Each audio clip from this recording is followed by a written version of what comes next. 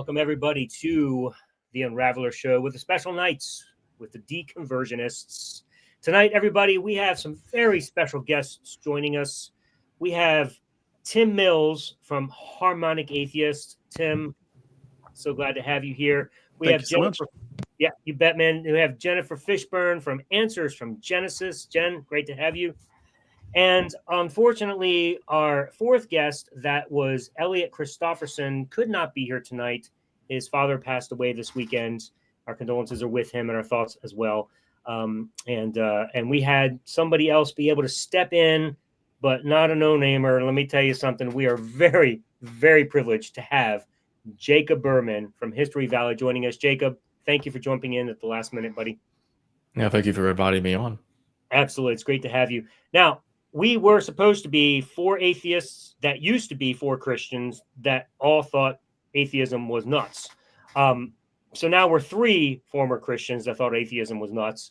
And Jacob, somebody who never went to the other side, never became a Christian, and somehow managed to stay an atheist. So that's kind of cool because now we're going to have that fourth perspective here tonight, or second perspective, I guess.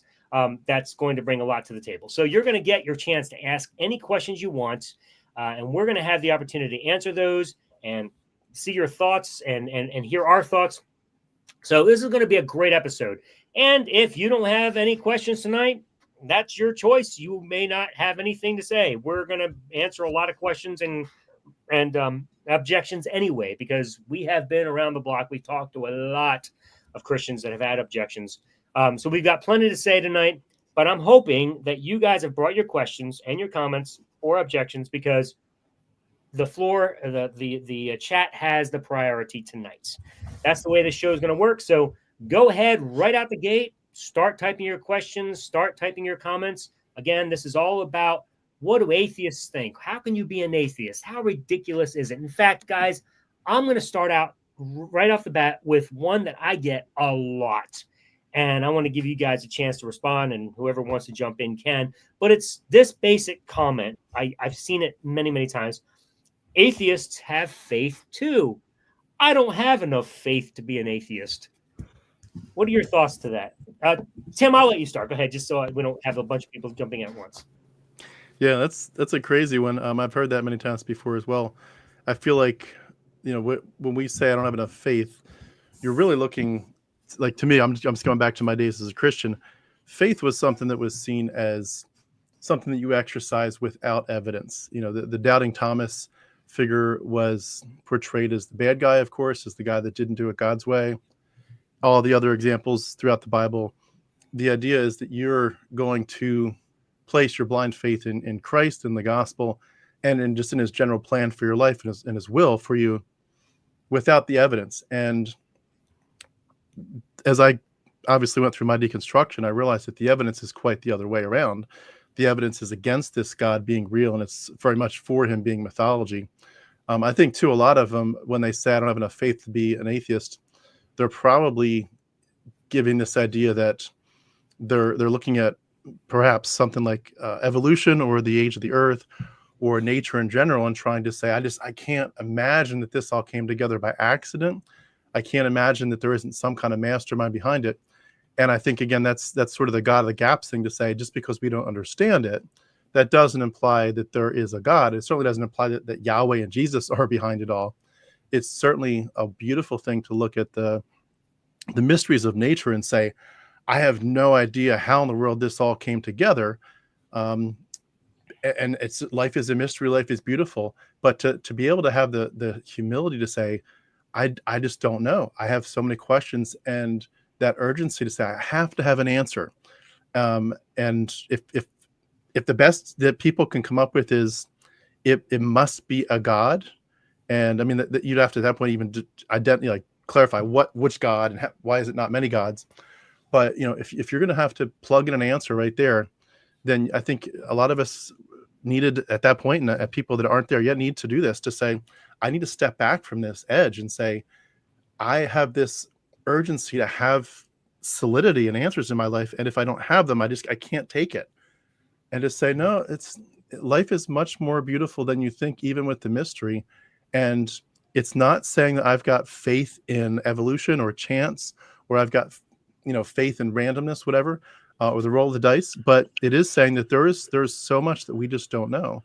And you don't need faith to plug in there to say that, this universe is crazy, amazing, beautiful, and quantum physics and all this, like it's just beyond my belief or beyond my understanding, therefore God. That's not, we're not plugging atheism there as our faith in something. We're just saying there's answers that we need to pursue, but the answers are definitely not in the Bible.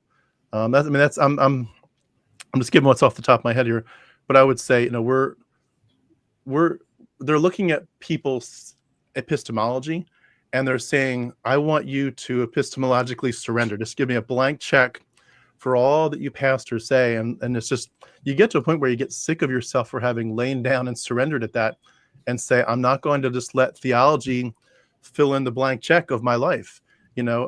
Atheism is a position that just says that, there's just no evidence yet for a God. It's insufficient. That's it. That's all we're saying. I don't see the evidence yet. If I see any evidence, I'll certainly look at it. But I think they're straw manning a lot of stuff, but they're also trying to distract you. And I think a lot about illustrations that we all go to, and I'll wrap up with this. Like, you look at the Wizard of Oz. I don't have enough faith that Oz could be this grand whatever character, this grand thing. And it's like, well, no, I'm not saying that there couldn't be an Oz. All I'm saying is I see a little man behind the curtain, and I want to investigate further. And until I see evidence that leads me in a certain conclusion, I'm going to have the humility to say I just don't know. And I'm quite glad to let life be a mystery. But that's where I'd start. But there's a lot more they all could add. Whoever wants to jump in, go ahead. Yeah, I will. So a couple of things. I used to have a pastor who used to just say, well, Christianity, God, Jesus, whether you're a Christian or not, all of that is just, it and you nowhere. He used to always use that, it and you're nowhere. And it's just, that was his version of faith, basically, that you just know, right? And that's when we look at where we were and we look at all the Christians that we now know today, that's pretty much where they are. They don't have any evidence for anything that they believe. They just know it, right? They just know it. And so what they want us to accept is that we just did not have enough faith, even though, the faith of a mustard seed is one of the tiniest seeds in the world. They just think that people who left Christianity, the only reason they could leave Christianity is just because we did not have enough faith. Well, most of us here, not Jacob, but Alan and Tim and I know, were some of the most on fire Christians in the whole world. I mean, we were so freaking dedicated. You couldn't find, it was hard for anybody to find somebody more dedicated than the three of us. Would you guys agree? Oh, yeah. So that dedication equaled faith for each one of us. And I would venture to say that we probably had more faith than most Christians do today. So it is an insult, really, to talk to somebody like us and say, you just need more faith, when we probably exercised that faith, probably more than just about anybody else out there, I would say. And then last I would say is that what they want us to do is, well, if you don't have faith in Jesus, or you don't have faith in God, or you don't have Christianity as real, whatever the faith is that they're wanting us to have, then you must have, by default, you must have faith in something else. Well, as an atheist, I don't have faith in evolution. Not sure why that always gets connected. Somehow you must have faith in evolution if you're now an atheist and you've left Christianity. There's no logical train going down that track at all. But I don't have faith in anything. I have abandoned the need for faith, the idea for faith, even the concept of faith, for evidence and facts. And because there is literally zero evidence for God, there's even no evidence for historical Jesus, and there's no evidence that most of the Bible is true in any way whatsoever, then my life now revolves around evidence and facts and logic and critical thinking skills and reasoning and those kinds of things. I don't have room in my life for faith anymore. So that is a Christian, a religious construct. It's a Christian construct. It's any other religion. It's a construct. And so I think atheists in particular, agnostics no, but atheists in particular have abandoned all of those religious constructs, including faith. That was great. And Jacob, before you go, I'm just going to say just a quick thought, because I want your thought to be the final one, because you're coming from at least for this question, you're coming from the non-former Christian perspective. So my last thought, just to piggyback on what you both said. Yeah, I love what you were saying, Jen. We don't use faith to determine anything. You don't need faith. Once you have evidence, faith is irrelevant. It doesn't add anything to an evidential perspective. If you need faith, and you're not using evidence. And one of the problems is that leap that says, well, I don't know what it is, and I'm uncomfortable, and I have to believe, I have to know something. So you just leap to, as we call it, the God of the gaps, and you say, and then you land by faith. One of the problems is that robs you of trying to determine what is the actual answer, because you've already concluded something that may or may not be true. It may be true. You just don't know. It's a guess, and that's the problem. So leaping by faith and just saying, I just trust that this is the answer, I'm having faith, that's not useful, because you're avoiding any possibility of knowing the real answer. But the last comment I want to make about this is, before I turn it over to Jacob, is it's such a strange objection to me when I hear Christians say, I don't have enough faith to be an atheist. Because on the one hand, it sounds like they're criticizing faith by saying, I don't have enough faith to be an atheist. Like it's such a bad faith. Oh, shame on you, atheists. You have too much faith to be an atheist, which is weird, because then they turn around and say, oh, the more faith you have, the better it is, right? And I'm like, scratching my head, I'm like, so which is it then? Are you saying atheists are far more advanced than you are because they have more faith than you, since you don't have enough faith to be an atheist? Or are you criticizing faith and saying faith is ridiculous, thus criticizing your own belief in a God? I'm very confused by that comment, because it's self-destructive. It makes no sense whichever way you take it. Jacob, thoughts? Yeah, I agree. It's strange because they're criticizing faith. Well, wait a minute. I thought that's what your belief is all about. Faith. To accept something without evidence. That's very strange that they redirected against atheists. As it was stated earlier, all atheism is the lack of a belief in a God.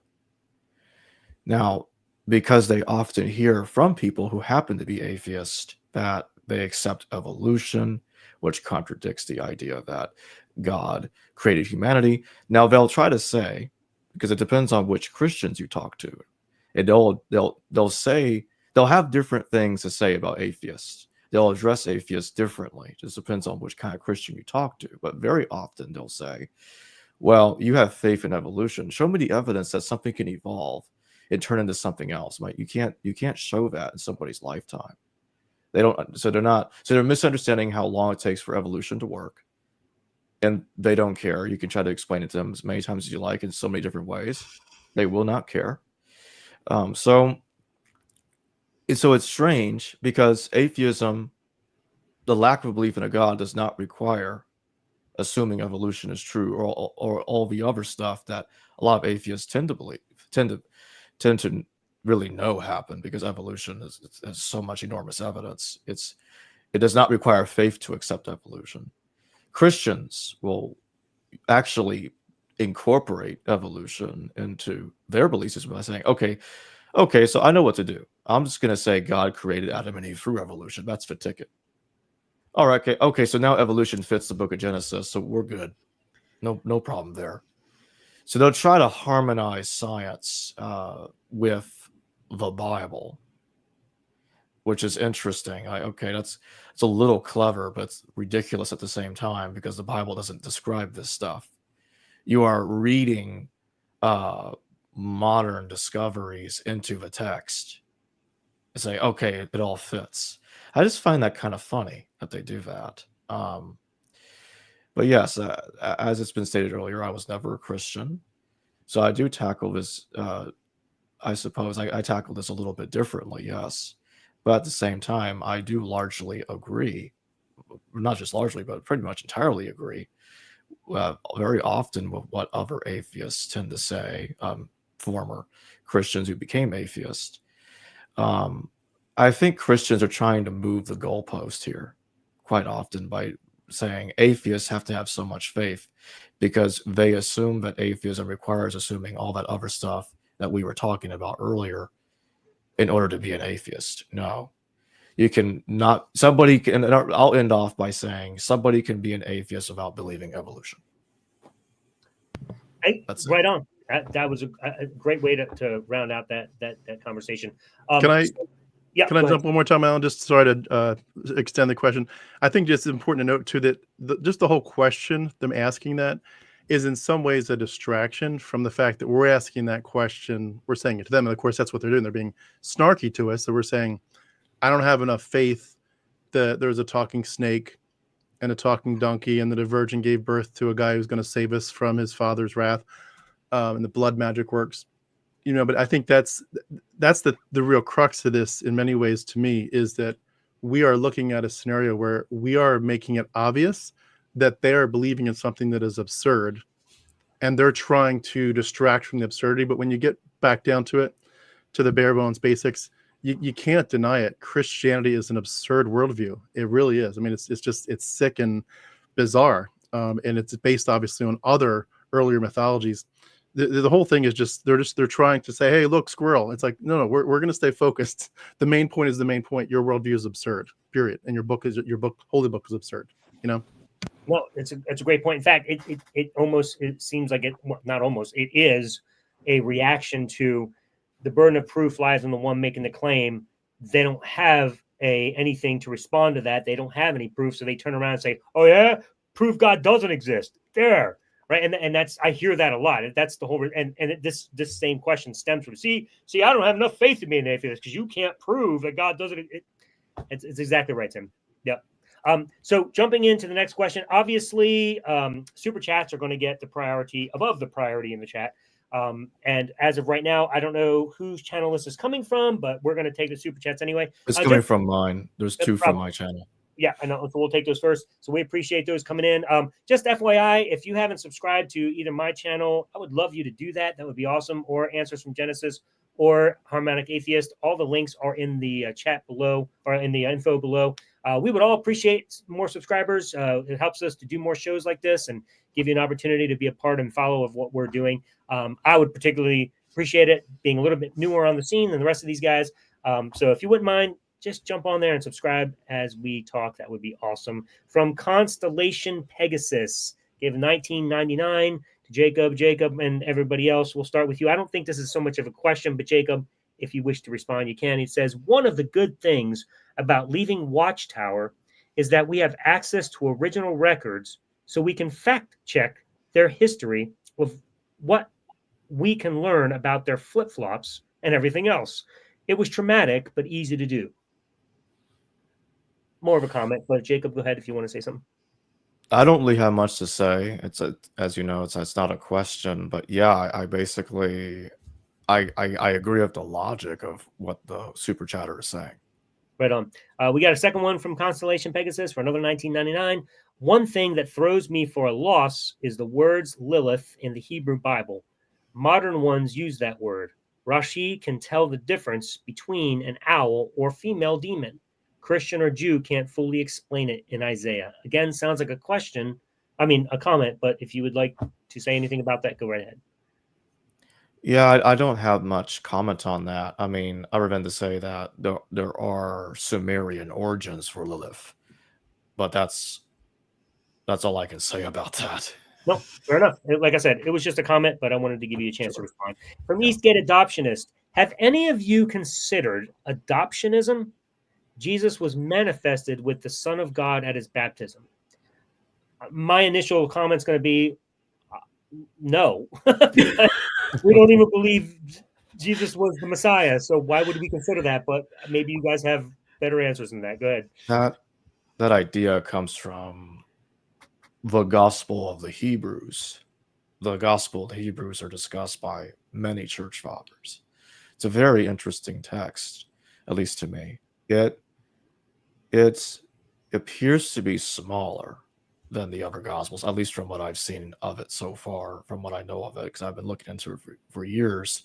The Gospel of the Hebrews, which is also called the Gospel of the Ebionites, but there are a lot of complex debates about the connections, but I'm not going to get into that here. It's too long of a story. But you have this idea where Jesus becomes the Son of God at the baptism, rather than him being the Son of God from the get-go, from an infancy narrative. So there's no infancy narrative in the Gospel of the Hebrews. That was the view of Cerinthus, right? Yes, because Corinthus was using the Hebrew Gospel. And this is discussed in the Gospel of Luke. But Luke it's kind of funny because, and scholars have noted this before, where Luke has this strange contradiction where, okay, Jesus is the Son of God. He was, born of a virgin, just like he is in Matthew's Gospel.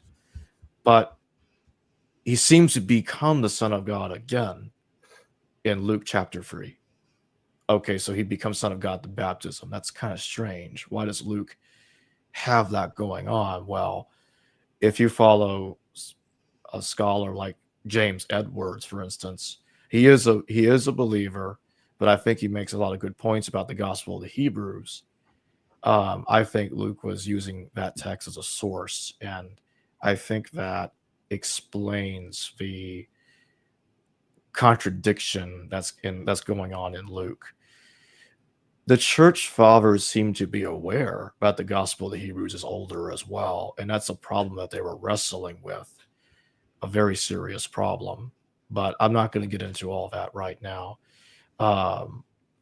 In fact, in a later show that we're doing in September, Alan, when I'm going to be talking about the formation of Paul's letters, we're going to be talking a lot more about Corinthus then, so I'll stop there. I would just add, I don't know anything about the story in particular, but that it was pretty common in those days for the son of a well-known figure, whether it was a king or something, to become a deity later on in life. And that's actually the position that I took even when I was a Christian. Now, I think it's just a story. So is it something that I'm going to adopt today? No, because it's still just a story. But I do think that even within the story that Jesus did not become deity until later on, until when he started his ministry. So, Tim, have you accepted Jesus as your Messiah? I did for a long time. I was just I don't know much to say, but it's just add. I think it's been helpful to me to realize that even within the text that we've looked at as Christians over the years, that there are people that are probably arguing against each other, and even later changes that were occurring. I mean, you see, just as a side example, you see Paul saying things like, a woman should have her hair covered. And then later it says, but she should have her head covered. But then later it says her hair is her covering. He says, you should not eat meat sacrificed to idols. And then he says, but there is no such thing as an idol. There's no real false gods. There's only one real God. So, go ahead, have at it. It's like they're arguing within the text, and also, books arguing, Paul's arguing for faith alone. James says faith plus works. And so you realize that they might actually be, it might be less of a which way do we interpret this, and we're just looking at texts that had it. I mean, I was looking up some of the verses for this, like Romans 1:4. Paul says Jesus was declared to be the Son of God. That sounds very adoptionist. Mark doesn't begin with the virgin birth. He begins at the baptism. And Acts 13:33 quotes Psalm 2:7, "You are my son, today I have begotten you." So it's like you do hear this sense of it's becoming, but I think it's important to note that there might be, it isn't like, we had this message always in growing up as a Christian. You interpret the Old Testament in light of the New, and then you interpret all the Bible in terms of what is clear first, and then what is fuzzy later. But they were assuming that it's all one unanimous message, and it's not. It's people arguing against each other, even within these texts. And I think that's why they had such a hard time deciding which texts to put in and out of the canon, because they were realizing these things don't jive so well, and we're going to have to really bend over backwards to make these things look like they fit, even though we know they don't. And so to say, is the New Testament adoptionist? It probably is somewhat, and other places it definitely is not. And so but at the end of the day, it's all forms of mythology. So it's ultimately irrelevant. It's interesting only in the sense of It's like saying, is Dionysius adoptionist? Well, in some ways it's interesting, but in other ways, who the hell cares? It doesn't matter for your actual life and your well-being. So I think it's if the person asking that question is asking it from a purely academic sense, I'd be curious if they mean it that way, or if they're saying, how do we see Jesus? Like, it doesn't matter, and there were many versions of it back then, so it really doesn't matter. No, I agreed. And if you take the adoptionist view, you also recognize that not only was Jesus adopted, so to speak, and the Spirit entered him at his baptism, but he leaves him at some point, either the death of Christ or the ascension of Christ, depending on the particular view you have. But in no way, shape, or form does Christ remain in his deity forever, because that disappears. It's only for a set period of time. So still, even if you take that view, who are you worshiping? Just another man that was just adopted for a period of time. I just want to add, it's a contradiction, a very big contradiction that Christians have to deal with, because was Jesus born of a virgin, or was he adopted as a son of God? You can't have it both ways. Right. And Paul's letters are a mess. Several internal contradictions, as Tim was noting, as I've been aware of for many years. A lot of people don't think about this. 8 out of the 13 letters attributed to Paul are claimed to have been written by multiple people. 8 out of 13 of them. A lot of people don't understand these are multi-authored, co-authored texts. It's a co-authored anthology. So this is the way I like to put it. You have different perspectives being forced into the text. 1st and 2nd Thessalonians are written by 3 people, for instance. 1 and 2 Corinthians are written by 2 people. Romans was written by 2 people, with the co-author appearing at the final chapter rather than at the beginning, unlike the other co-authored texts. Philemon and Philippians, 2 people. Colossians, same thing. So I'm just giving you several examples. These are multi-authored texts from the get-go. The only letters that claim to be single-authored is Galatians, Ephesians, 1, 2 Timothy, and Titus. All the other letters claim to be multi-authored texts. Something to think about. Right on. All right. Well, I think we have officially killed that question to death, and we did a great job. Congratulations, Deconversionists. But thank you, Eastgate Adoptionists, for actually asking a question that was really on point tonight and to the topic. That was really awesome. We have a question from Paul Schlachter, and this is a very personal question, I think, and I think it's an important one. He's asking, have you guys found your purpose in life yet? That's a good question for an atheist. Who wants to go first? I'll be right back real quick, but I'll respond last to this question. Sounds good. You want to take this, Jenny? Or me too? So I'll go ahead. So he's assuming that we have something called a purpose in life. And this is something that Christians assume, that Christianity is the only thing that fulfills this imaginary, basically, purpose in life. So where did this come from? Well, it didn't come from the Bible even, and it's not part of anything. So it's something that I think Christians have almost come up with to say that atheists can't really be living a good life because they don't have a purpose in life like Christians do. And so Christians' purpose in life is, depending on the Christian, there's like 44,000 different denominations. So depending on the Christian, what their purpose in life is, maybe it's to glorify God forever. Maybe it's to worship him. Maybe it's to make him number one in your life. He's more important than your spouse. He's more important than your job. He's more important than your kids. Whatever your purpose in life, maybe your purpose in life is to be a missionary and tell everybody the good news. Maybe your purpose in life is just to get to heaven. Right? So what their purpose in life usually has nothing to do with anything that's of value here in life, actually. Very rarely is that their real intended purpose. And what's odd about this question is that atheists, even though we may not ever call it a purpose, we might not have a personal mission statement or values statement, or this is my goal for my whole life or anything. But we live our lives, in general, atheists live our lives more to help people here on earth, to help in living this life that we currently live. We don't have our eyes in the clouds, thinking that we're going to go somewhere better someday. And so we focus on, we know that there's only one life and it's right here and it's right now. And so we really, really focus on that. We focus on giving everything to our family and our friends and our neighbors, strangers, people who are hurting. How can we help the world? It depends on where your view is, but this idea that there actually even is a purpose in life, again, is a Christian construct. And this one doesn't even come from the Bible. So that's my 2 cents. Good thoughts. Do you want me to go next, Alan, or do you want to jump in? No, go ahead. I think it's, but I agree 100% with what Jen said. I think it's important to say that when you hear something like what that person said, I'm not assuming that they're actually saying it. They may just be being silly and playing devil's advocate. But for someone that would say it very seriously, and we all have heard that, I think what it's important to step back from is to step back from their question and to realize that they're being threatened by us. And a lot of the things I've seen in what we do with our atheist discussions, we are inherently threatening to them.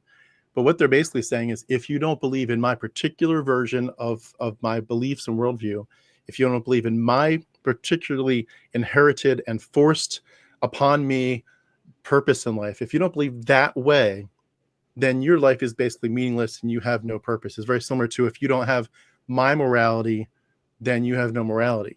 And it's all a form of tribalism in one sense. It's all a form of black and white thinking. But their purpose in life has been dictated to them. It's been shoved down their throat, believe, turn or burn.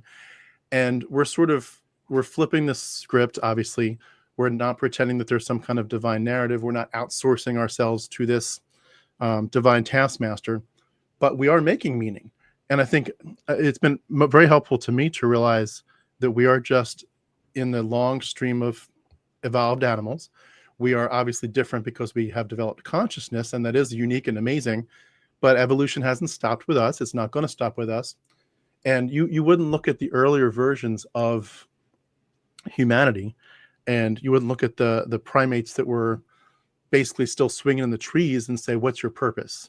You wouldn't look at a lion today and say, what's your purpose? I mean, their purpose, if you're going to give them one, is just to do lion-y things. A turtle does turtle-y things. Humans do human-y things. We develop our own identities. We love each other. We help each other out. And there's beautiful things that we can take, whether you want to say you took it from Christianity or this is more just part of you. But, we can say I can love without needing a reward like Christians do. They need to have a reward in heaven. I can love somebody. I can create human connections. I can have a commitment to being, kind and just. I can have awe and wonder looking up at the night sky or whatever. I can take personal responsibility. I can develop myself. But at the end of the day, like Jen's saying, nihilism has to come into that equation at some point. There is no transcendent purpose. But because of that, I think other people have said this many different ways, but to the point of saying we have more reason for living than Christians do in a sense, because to them, they feel like this is just like this little stopgap before the real life starts up ahead. When you die, then your real life starts. So it's like you kind of have a purpose, but at the end of the day, as long as you're saved and sealed for the day of redemption, you're going to get to this real big life that's going to start someday. It'll be amazing. Even if you don't get as many rewards as the next guy, it's still going to be heaven, for goodness sake. It's going to be awesome. And life is always up ahead. And when you realize that's mythology and that they're literally wasting their lives, we have everything to live for. They have everything in a sense to die for. They're waiting to die. We're saying, no, I don't want to die. I want to live my life as much as I can. And in many ways, we're living more fulfilled lives, I think. And I think Jen alluded to that, but especially when you realize your time is short, and it's not short in the sense of short than eternity. It's just short and then it's done. And you also realize you've already lost a lot of your time to mythology. It makes you want to redeem the time. It makes you want to reclaim yourself more than ever. And it also makes you want to leave this planet better than you found it. I mean, when we were Christians, in one sense, we would say that Adam and Eve were given this really amazing injunction to tend the garden of God. And it's like, even as Christians, we would have said, God is someday going to burn this whole thing to smithereens, and it's going to be started all over. But while we're here, make it beautiful, tend the garden. Don't just trash the street, like make it a beautiful place, knowing God's going to destroy it anyway. But now when you take out that second part, knowing that there's no God, and that we're the only people that can do something about making this planet better than we found it, our desire to do that is even greater. Our desire to leave a legacy is even greater. And especially when you're looking at your children, you just think, my purpose is them. My purpose is to give them more beauty and less toxicity than I had. And that, to me, that's a beautiful thing. But Christians, at the end of the day, they're trying to gaslight us by asking the question because they're intimidated by the fact that they want you to buy into their mythology. And they're ultimately trying to set up an equation where they say, if you don't believe like me, then your life is meaningless. And it's again, going to morality. It's like, if you don't believe in this God who committed the genocide, land theft, slavery, child bride stoning, if you don't believe in that, then you have no morality. You're like, I'm sorry, but that's really sick. It's really sick to say it that way. But that's what they do. They do it nonstop. Right. No, I think that's great. And to piggyback, you mentioned the word nihilism, whatever. So one of the things that is so feared by Christians is without God, there's no purpose in life. There's no meaning. We're just, and sure, that's reality. There's no inherent meaning. There's no universal meaning. There's nothing giving us some purpose in life. We do get to make whatever we want of this life.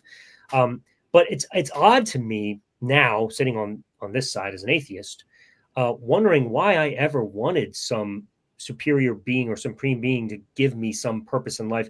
It would be almost the equivalent to being okay with the government dictating what job I'm going to have the rest of my life. We would all balk at that. We would all fight back against that. And yet when it comes to a God, we praise it. Like, oh my goodness, God gave it to me, not the government. But it's the same principle. So why are you seeking that? Why do you want some other thing outside of you to dictate what your purpose is in life? That doesn't seem like a really positive and enjoyable way to live. It sounds like a suppression to me. But then to speak on to the term of to the concept of purpose or meaning, just to touch on a small subject, because I know that this often comes up as the problem of evil or whatever. That's a big issue that's contended between Christianity and atheism. But one of the things about evil is, well, if there's no purpose in life, then what's the point of all this evil? It's useless. We might as well just give up and whatever. Well, quite the contrary. If God is in control and all this evil is happening, it's because God wants it to happen and he's in control and he's making it happen. And therefore, no matter what you do to try to stop this evil in this world, you are useless against an almighty God that is dictating what's going to happen in this world. That's the purposeless life. That's a life that even if you try to do something about evil in this world and suffering in this world, your efforts are going to be useless unless God dictates that they're useful, because ultimately this God's doing everything. Whereas at least as atheists or humanists, more importantly in this particular scenario, if there is no God dictating it and suffering and evil are useless and pointless and have no meaning, that means we actually get to do something about it. We can actually step up and say, hey, there's no God dictating this. This is actually useless and pointless. Why are we letting it happen? Let's make this world a better place. Let's be truly moral, and let's try to bring about the greatest possible benefit and the least possible harm to all people so that we can improve the world that we live in, because there is no God up there dictating this suffering. It's just pointless, and we can stop it if we work together. I think that gives far more purpose and meaning to all of life than some God dictating your job. Jacob? All I'll say to that is the purpose of life is to find your own purpose. Yeah. Do what you feel is right. In other words, do what brings you joy, brings you happiness. Excellent. That's the way I'll put it. Nothing really much more than that. Do what pleases you and make the most out of life. Enjoy it with other people. Participate in a project with other people. Just do whatever you want to do that brings happiness. And don't live in fear. Don't lock yourself into a corner with fear. That's just the way I'll put it. No, I think that's great. And just to qualify it, I like the way you're saying it, because I am personally a hedonist. I used to be a Christian hedonist, ironically enough. I just dropped the Christ part. No longer am I a Christian hedonist. I'm just now a hedonist. And it works the same, really, as it turns out. Because, and just to clarify what Jay was saying, When I do what makes me the happiest, I'm sorry, but contrary to the accusations, that has nothing to do with hurting people. I am not trying to live happy at the cost of people's happiness. No, I find myself the happiest when I work in conjunction with people's happiness. So if you're the kind of person that's got a messed up head and thinks happiness is brought to you by destroying people's lives, check yourself into an institution, because there's something wrong with your head. It's not working right. So appreciated your thoughts there, Jacob. We have a comment. I forgot. Yeah, Jen, sorry. Can I just wrap that one up really, really quick? They had asked if the four of us had found our purpose in life. And really, it's quite an ironic question to ask the four of us, because we are sitting here pouring our time and our energy into literally helping people escape what we think is keeping them in a prison. And so for us, for each of the four of us, that is one of our purposes in life. And so the irony of that question, I couldn't let that one pass. No, you're absolutely right. Glad you said that. We had another super chat for you, Jacob, 1999 again from Constellation Pegasus. And I forgot about this feature. I can pop it on the screen. Sorry, guys. Right. One thing that throws me for a loss is the words Lilith in the Hebrew Bible. Modern ones use that word. Oh, wait, no, I'm sorry. We already got that one. I apologize. Yeah, we already went for it. Here's the new one. Sorry. No problem. People from the University of Iowa say, and everyone else, there is no break of human activity because of Noah's flood. That is what I call fatal JFK headshot to Judaism and Christianity. Debate is over. Apologists lose. All right. Thank you. Yeah. We agree. Yeah, that's all I gotta say is I agree. Yeah. Yeah. All right. Back to some questions. Here we go from. Can I actually say something real quick about that? Yeah. Go ahead. Down. I think it's a great point to say that there are some things that just like they're mic drop moments. If somebody brings up a clear point, it doesn't make sense. You can look at Age of the Earth stuff. It helped a lot of people escape Christianity. All kind of stuff. There's no evidence for a truly global flood. Civilizations around the world did have an unbroken history, since well before when the flood would have occurred. But I think it's important to note, and this has been really helpful to me, it's just the stunningness of the deconversion process. None of it makes sense. It's like we don't need to hyperanalyze Noah's flood, although some of us do. Some of us have had to do that to escape. We don't need to hyperanalyze whether it's possible that the sun stood still for Joshua for a whole day, or whoever it was. We don't need to analyze whether the virgin birth really occurred, whether Jesus rose from the dead, and endless other things, whether Balaam's donkey spoke. The whole thing just reeks of mythology. And I think it's one of those things where for a lot of us, we did not have a primer. We did not have a codex that taught us how to interpret this stuff. And when you look at, and I love, some of the work that like Jacob does and Derek and Neil and other people that expose this, but when you get exposed to it enough, the Bible reeks of mythology all over the place. And once you get an awareness of it, it just pops. It just pops. Even if you're not sure, like, I don't know where that one came from, but I can kind of figure out in my head how that probably got to where it was, or just the fact that sounds wrong. One of the biggest parts for me, that helped my deconversion, was astrotheology.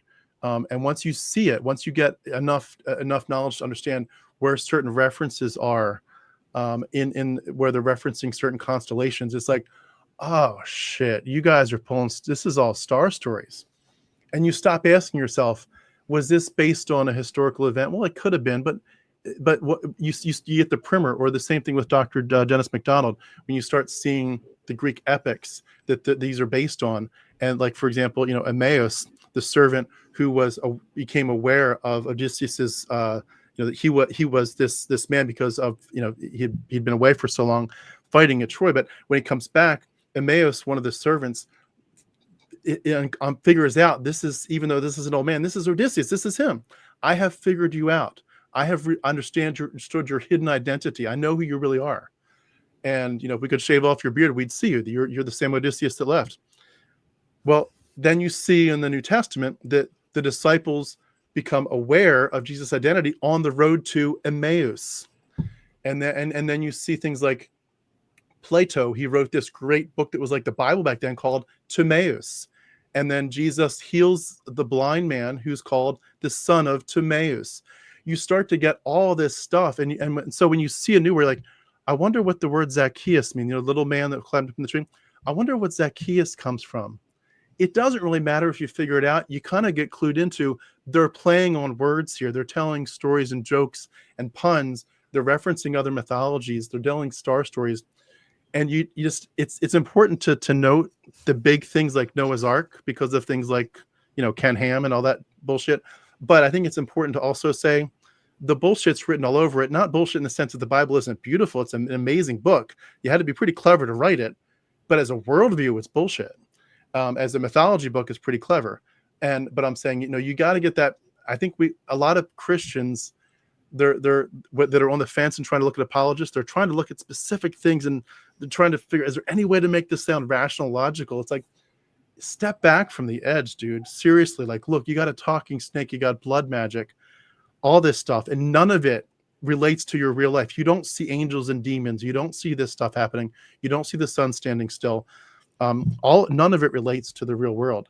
And I think it's, to me, like, I'll just end by saying this, the stunning things to me, the two biggest things that I just was like, oh my fucking God, I am an absolute idiot. I'm the sucker in the room, was circumcision and the Lord's table. Circumcision, cutting off a little boy's genitals. Are you kidding me? And that's not mythology, obviously, but that's just stupid. It's insane. And pretending at the Lord's table to eat a dead man's body and drink a dead man's blood. I mean, that's creepy and that's weird. And it's like, if you can't step back and see the bizarreness of this, I'm sorry, but they got you. They suckered you good. Apologetics is an important topic to go through, but at the end of the day, we should be able to look at the Bible and just be like, this obviously mythology, and it's obviously not a good worldview. Does that make sense? Absolutely. Well spoken. Thank you. Hey, Alan. Yeah. Can I address Noah's Ark, since we're on Noah's Ark and that one applies to me in particular? Yep. So my stepdad and my uncle were the biblical archaeologists who discovered Noah's Ark. So this was actually the hardest thing for me to deal with when I was going through deconstruction. And it was the last thing for me to be able to figure out. And just to put that a little bit more in perspective, so the ones who found the chariot wheels, the iron chariot wheels in the Red Sea and discovered Mount Sinai. And so my family were very, very prominent biblical archaeologists. So then I had to figure out, okay, so what do I do with that information? Because I know we have all of the original videos, the original photographs, the original, all of the stuff from all of the digs that they have done, all of the work that they have done over these years. I know what we have and I know what's true. And I know a lot of atheists now will say, oh, it's just not true. It didn't really happen. It did happen. It was my family. I know it happened. And so it took me quite a while to be able to reconcile this with what is reality. And so where I came on that, and if you look at, I don't know, Google me or whatever, I was arguing for a universal Noah's flood right up until the end of just before I left Christianity. And so this was just the hardest one for me. And I came to realize that most likely what happened was there was a boat. All right. The boat, there was something there on the mountain. All right. So there was a boat. And if someone had found that boat later on, they could have taken measurements of that boat and wrote a story about it. And that's why the measurements of the boat would be exactly what they are in the Bible. And they would measure up exactly to what they found on Mount Ararat, right? And so we know that the Epic of Gilgamesh came before the story of Noah's flood, and that many of the elements of the Epic of Gilgamesh were borrowed for this story in Noah's flood. Speaking of multiple authors, Jacob, I think that there's actually 4 authors for the story of Noah's flood. So that one it's one of the craziest stories in the Bible as far as multiple authors, and you'll find all kinds of inconsistencies if you really, really dig into it. But the second thing is, Alan and I were having a conversation the other day about various myths, origin myths, and we were looking mostly at how Israel borrowed from a whole bunch of creation myths, but within those creation myths, there were other, particularly some Sumerian myths that were also flood stories. And they borrowed from those as well. And so there's a bunch of flood stories. The Epic of Gilgamesh is not the only one that they borrowed from. So for me, it came down to, did they really find these things? Yes, my family really found these things. All right, so now what do I do with that? All right, so if somebody had this boat and they wanted to write a story about what happened, about a flood, they could take those measurements and they could put that in the story. That's the only thing that actually makes sense, right? That adds up is the measurements. And then they borrowed from other mythology stories to create the story of Noah's flood. That's what happens throughout the whole Bible. The whole Bible is made up this way. The creation stories are made up by borrowing other stories. The story of Moses is made up by borrowing from other gods and other stories.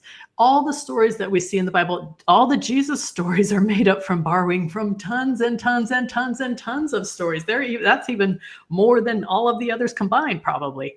But that's really what happened. And so I wanted to just explain, because I have a very unique perspective on Noah's flood. I appreciate that. And I apologize for that thing popping on the screen. I guess my question to the four atheists here is, why did that happen? No idea. It's a God thing. Yeah, God did it, especially for an atheist conference. I'll put that up again at the end of the show so you all can see it, but I apologize for that. That was really distracting. I'm sorry, Jen. All right, next question. Let's see where we are here. And by the way, as I'm going through these, if you have questions, pop them in. This is your chance. Chris Krilliman asks, what do you think of the idea of a future witness that's able to look back in time and reconstruct our dead consciousness for beneficial healing purposes? It's an atheistic view of future ability. And just real quick, some of these questions we're going to have to move a little quicker on because we got a lot, and we'll be here till midnight if we answer everyone this detailed. So try to keep them short. Go ahead. Anybody have any thoughts on this? I've never heard of it. I'm not sure I understand what they're asking. I don't know either. I was hoping I don't have any comment. I think this is a futuristic science fiction idea. I don't think it applies really to. I agree. I don't see how it applies. Moving on. He's getting adoptionist. I have no problem saying we are in a physical simulation. Could we be in a test to see who is compatible with an infinite afterlife? What evidence do you have for your question? Also a good question and response. I would just add to, if it's a test, just as much as Christians might say the test is, will you bow your knee and believe in Jesus Christ as your Lord and Savior?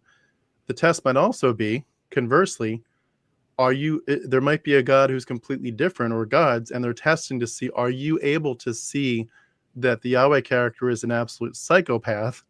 Are you willing, with goodness and beauty in your heart, to reject the awfulness of the Jewish and Christian worldviews? Are you willing to reject those? Maybe they're the ones that get to the real heaven. Maybe if was it Homer or someone else with those cartoons, like, what if there's a different God and we're just pissing off the real God all the time by worshiping Yahweh and Jesus? It could be, Right on. You could play a game of choosing the right God. I mean, there's a bunch of religions. How do you know that there's a certain Hindu God that's not the real God? We could go forever on this. Right on. Mark Shiashira asks a very important question. What's up? Hey, Mark. What's up, Mark? Great to have you here with us tonight. All right, here's another one from Tom Kazio. I apologize if I mispronounced that, Tom. Why apologetics if atheists require faith or belief? It's a great question. I think he missed the first question, maybe. I think what they're saying, Jen, is if you need to just have faith without having all the answers, then why do apologists try to just give you all the answers? If they're saying you can't be a real Christian unless you have all your answers, and ducks in a row first, that's what apologists are saying, and the Bible's saying no, just believe without the answers. In other words, if faith is enough, why does God need with apologists? Yeah. Right. And in Except my book, that there's a verse. There is a verse that says, "Be ready to give an answer at any time for what you believe." Right? And that's in Peter, I think. Peter 3:15. Yeah. And ironically, so 1 Peter 3:15 is a very fascinating chapter. somehow apologists have taken that verse out of its context, really, and they've turned it into a philosophical argument for the existence of God, or a cosmological argument, or some whatever argument you're going to use. The real, if you look at the context of 1 Peter 3, it's about the suffering of the saints in the first century. And Peter is actually teaching them that you're going to suffer, and it's going to look like you're suffering needlessly and uselessly. And when somebody comes and they ask you, why are you suffering? You're going to give them a defense. You're going to give them an answer. You're going to speak away, which is the literal meaning of the Greek word for apologia. And you're going to give an answer for the hope that is within you. And then if you keep reading the context, the hope that is within you is that Jesus died for my sins and suffered for me. Therefore, because I have faith, I'm going to do the same thing and follow him, because he's going to raise me up on the last day. The entire response that Peter says to give, the defense Peter says to give, is not an apologetic. It's literally to say, I want to be like Jesus because he's going to raise me on the last day. That's it. My hope is because he did it, therefore I'm going to do it. It's essentially faith. That's Peter's argument. It's the same one Paul makes. It's faith alone. Peter's not not arguing for the defense apologists make. Apologetics is a silly attempt to try to provide evidence for something that is entirely supposed to be faith-based. And the reason they do that is because they know full well that a faith-based life, a faith-based belief system is not rooted in scientific evidence. And they want to be a part of that community so bad to be able to say, hey, look at us. We're believing something real. We can prove it. And you can't prove it. If you could prove it, then every time you got to some point in your apologetic argument and we said, oh, wait, how does that prove Yahweh? Well, you just have to have faith. That's not helpful. If you're going to take us only halfway and then say it has to be faith anyway, that's not evidence. Your evidence is doing the same thing scientific evidence is doing. It's pointing to something. It's just saying, yes, there's something else back there that happened. Great. You've really done nothing for your case. All you've done is go as far as science can, except science isn't saying what you're saying. Science doesn't sit around and say, we know that we know that we know that we know that this is the answer. No, science is consistently trying to prove itself wrong. That's what every theory is. Every theory is wrong. That's the whole point. It's consistently trying to prove itself wrong until it can find a better answer each time. Christianity lands on God and says, this is it definitively, with no evidence for it whatsoever, or no definitive evidence, I should say. And when you do that, the problem is you shut yourself down from seeking any actual answer that could be right. Maybe you're right, maybe you're wrong. It could be God, like I said earlier, just maybe. But that's the problem with just leaping like that. Science doesn't do that. And apologetics is not useful in this endeavor because it actually goes against and is contrary to the whole doctrine of faith alone. Why would you try to provide evidence for something that's entirely supposed to be faith-based? I don't get it. If I can just add one quick thought. So I think a lot of it is that they're trying to bring some kind of sensibility to something, again, that's very absurd. I mean, I think a lot about there's an apologist I've seen come through many times. His name is Jonathan McClatchy. He has a website called Talk About Doubts.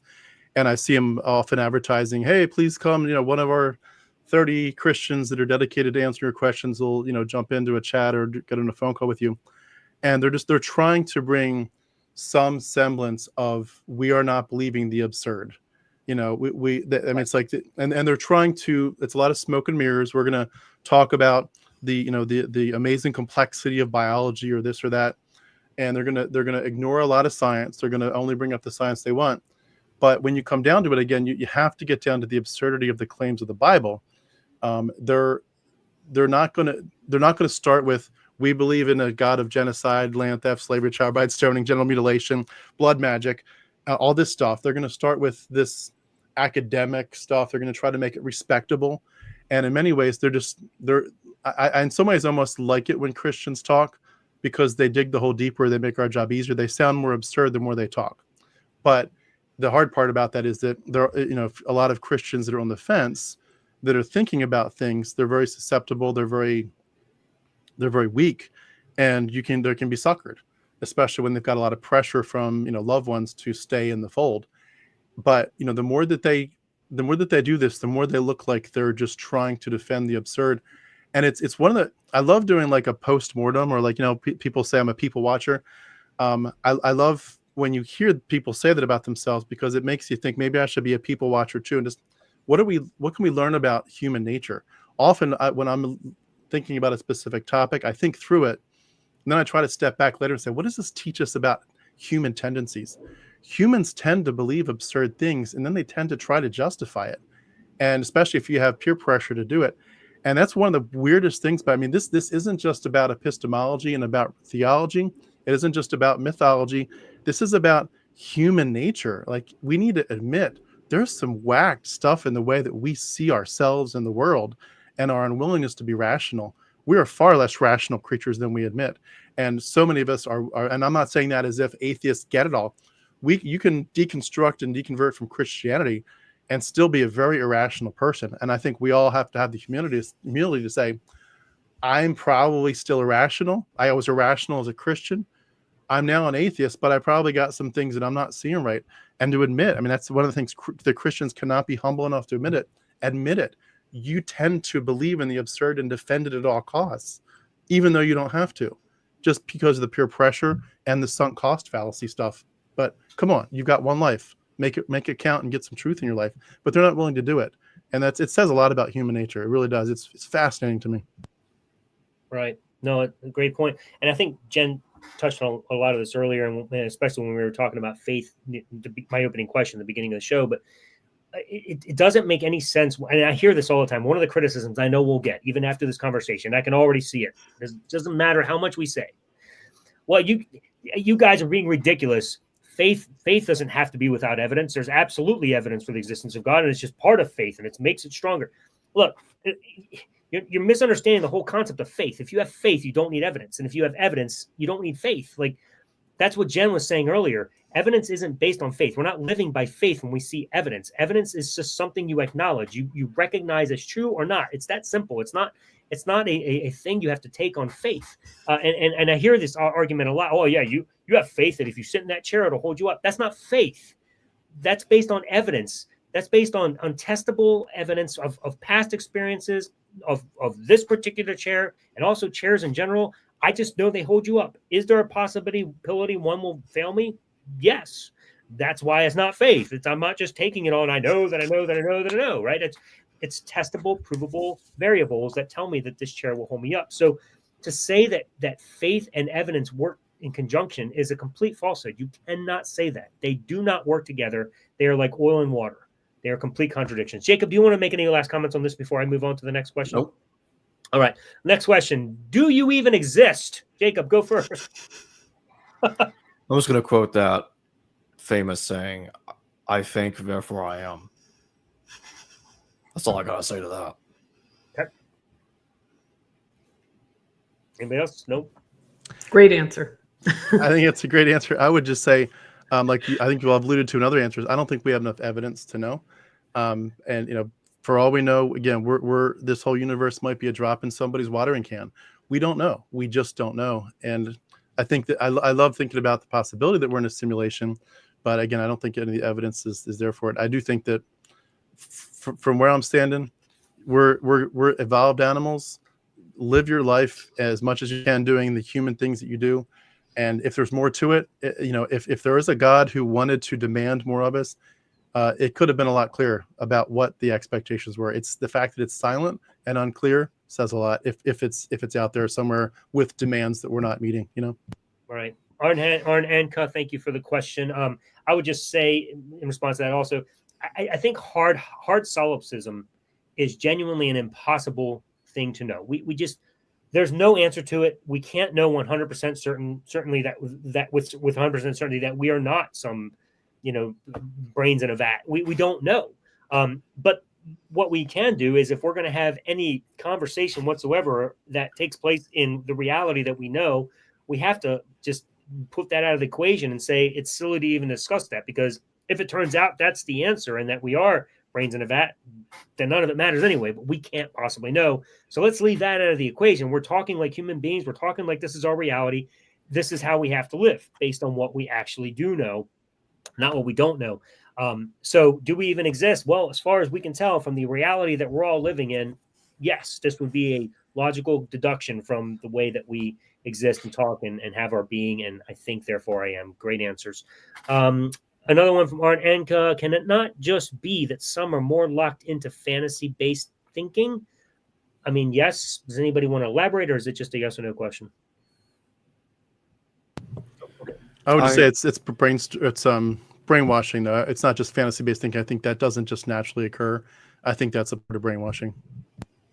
While some people might be more susceptible to something like that going on, I think for the context of our conversation, some people, or a lot of people, they want hope, and they don't feel that hope in the natural world, so they want to go outside of the bounds of nature to find it, and that's why they're going to have a hard time letting go of their religious beliefs.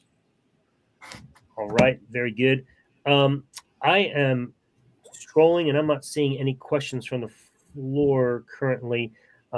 So let me ask you guys another question that we hear commonly. Well, that's more of a personal question. Let's see here. Oh, here's one. Do you realize you're risking eternity in hell?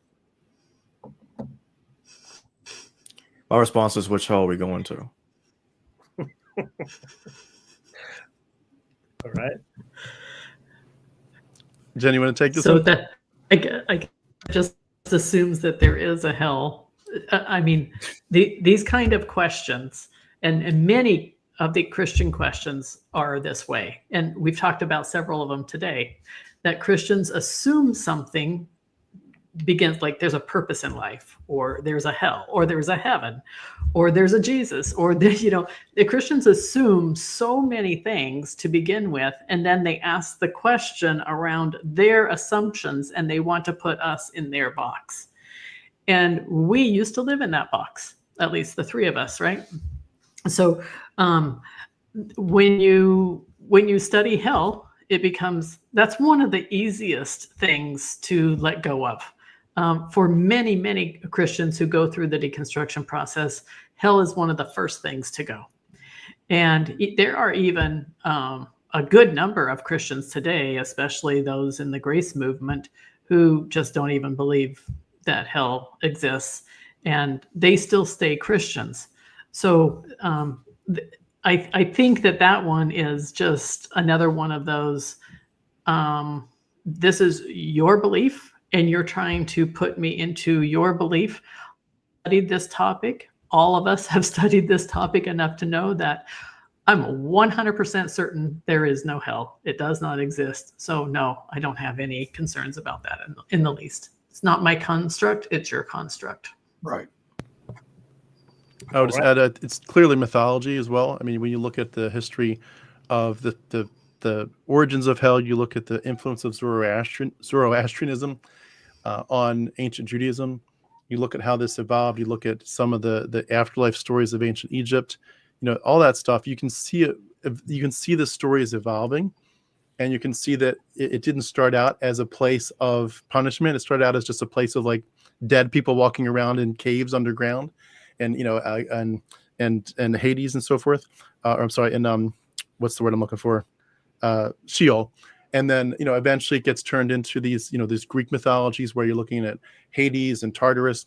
You can clearly see they're changing the story, and Zoroastrianism had a lot to do with it, with the whole idea of the fire is gonna come, It's gonna burn everything, and the only thing that's left, it's gonna stand, is gonna live forever.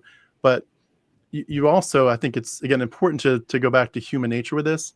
We're the kind of people that have historically done incredibly horrific things. I would argue we're doing horrific things to each other even this very day. We as humans tend to torture other humans, and we have to admit that we're pretty nasty as a species. And the fact that we are willing to instill this not just on other people but on children especially, it says it just continues. Human nature is very, very, very not just tribalistic, but it's downright torturous. We're willing to torture other people in real life and in the mythological life to come. That says a lot about us, and I think it's a good example for me to say, look, if you believe monstrous thoughts long enough, it does turn you into a monster. And this is an invitation to say, do you want to be a better person, a better human? Do you want humanity to evolve from this? Do you want it to stay stuck in this? The longer we believe in that kind of mental torture, and especially when we define that kind of psychological abuse as love, like God loves you so much, he'll beat the shit out of you forever. Like if that's what your definition of love is, hyper abuse and psychopathic nature stuff, then you're just going to continue to twist the narrative of what we could be as a species. Human kindness has been held back exponentially by Christianity and Judaism. We are better than this, but we're not going to get better at this until the mythology dies, because we are giving ourselves the freedom to torture each other in the name of God and say this is a good thing. And it's, as long as we keep doing this, we're never going to change. Oh, bad joke. I was just going to say real quick, Sheol is just death. That's all it is. There is no hell in Judaism, and that should be a wake-up call to anyone that believes in the hell in Christianity, because it also the same thing for Islam, even though Islam claims the Bible is corrupted. But how does God's apparent chosen people not get informed about hell? Seriously, that's ridiculous. Oh, he just left that out. We'll save that for the update in Christianity. We'll save that for later. We'll just leave that out for now. That's just ridiculous. Right. Ridiculous. Makes sense. We got a couple more super chats, and I promise you we're going to get to them. I am scrolling through. We will not leave you without being heard. I promise. We got one right here in the queue, though, and I'll keep scrolling down. I'm sorry for delaying it. Homemaker Calling asks, do y'all feel like you gained way more empathy towards people when you left Christianity? Way more. I mean, there's no reason to judge people anymore because it was religion that made me judge people. There's no reason to shame people and blame people and condemn people. And so if I don't have this religious book holding me to religious standards and telling me how to look at other people, and I remove all of that negativity from my life, then how do I look at people? Well, I love them. How can I help them? How can I be friends with them? Can I get along with them? How can I be kind to them? It was night and day difference for me in how I related to people when I left Christianity. And I thought that I was a non-judgmental Christian. I thought that I treated people well as a Christian. I really thought I did. But when I left all of that religious baggage behind, then I was free to, okay, well, I want to give people the freedom that I want to give other people the same freedom that I want them to give me. Therefore, I don't have any reason to judge them. I don't have any reason to look down on them. I don't have any, I'm not sending them to hell. I'm not praying the imprecatory psalms against them.